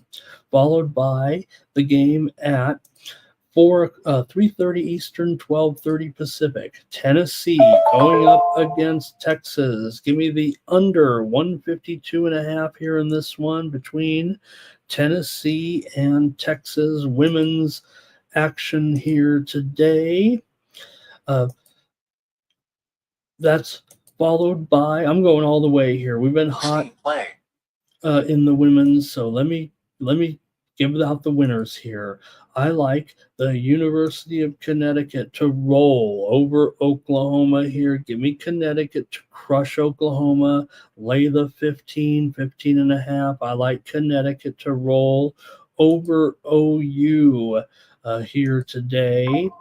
And then finally with USC and Kansas State, I got to go under here in this one with K-State and USC. Go under 139 in the matchup between K-State and USC. So 3 unders there for me in the women's Sweet 16 today. Enjoy the action there as well. That is going to do it for sure for the morning steam. Let's do the drawing here right now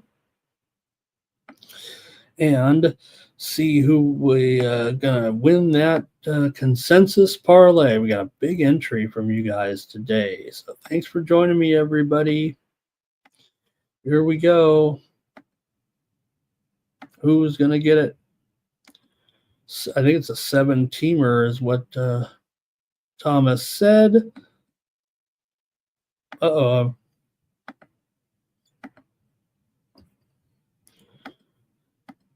Joseph, Jerry, Kihadra, Joe, Wine Time, Doge, Philly Eagle Flyer, Gravy, Joe T, James Farm, Lego World, Fernando Mendoza, of course, deserves this 7-teamer here today. Don't forget to join us. Live coverage coming up in just 4 hours from 3 hours. Let's call it almost 3 hours. UFC Mexico City. Check out the videos from my man BB MMA Picks, and also from First Strike. We can get you set up for the action here tonight in UFC Mexico City at 3:30 Eastern, 12:30 Pacific. Join the guys for the live coverage. Also, pick up my free plays today over at winnable.com and subscribe to my picks as well. Get more plays from me. I thought I had a good show, and I'm going to have a big card. I also already have my MLS card out there on my free plays. I don't know how much I'm going to get involved. I'm not going to send anything out on this international soccer card. I'm domestic, of course. I always start with the MLS here. We got some great experts with the sub and the gang for their soccer with those guys, but join me for my MLS coverage today. It's already up there at winnable.com. So that's going to do it. Appreciate everybody being here. We'll catch you tomorrow morning steam, 9 a.m. Eastern, 6 Pacific. We have one more day of Sweet 6 of Elite 8 action before we find out that Final Four. So thanks for joining me here on the show. Be back tomorrow, more morning steam. For the Sports Money Network, I'm Ramon Scott. Have a great Then we make the 100-yard dash to the window. I don't know what you thought. It's Ramon Scott running so hot. Sports make money and we make money with sports money every single day. NFL, NHL, NCAA. Stay away from the juice, we might play a parlay. It's the morning steam. What? Ramon Scott. Sports money. What? Wake your ass up and let's get to the money. Get to the money. You know how we do it.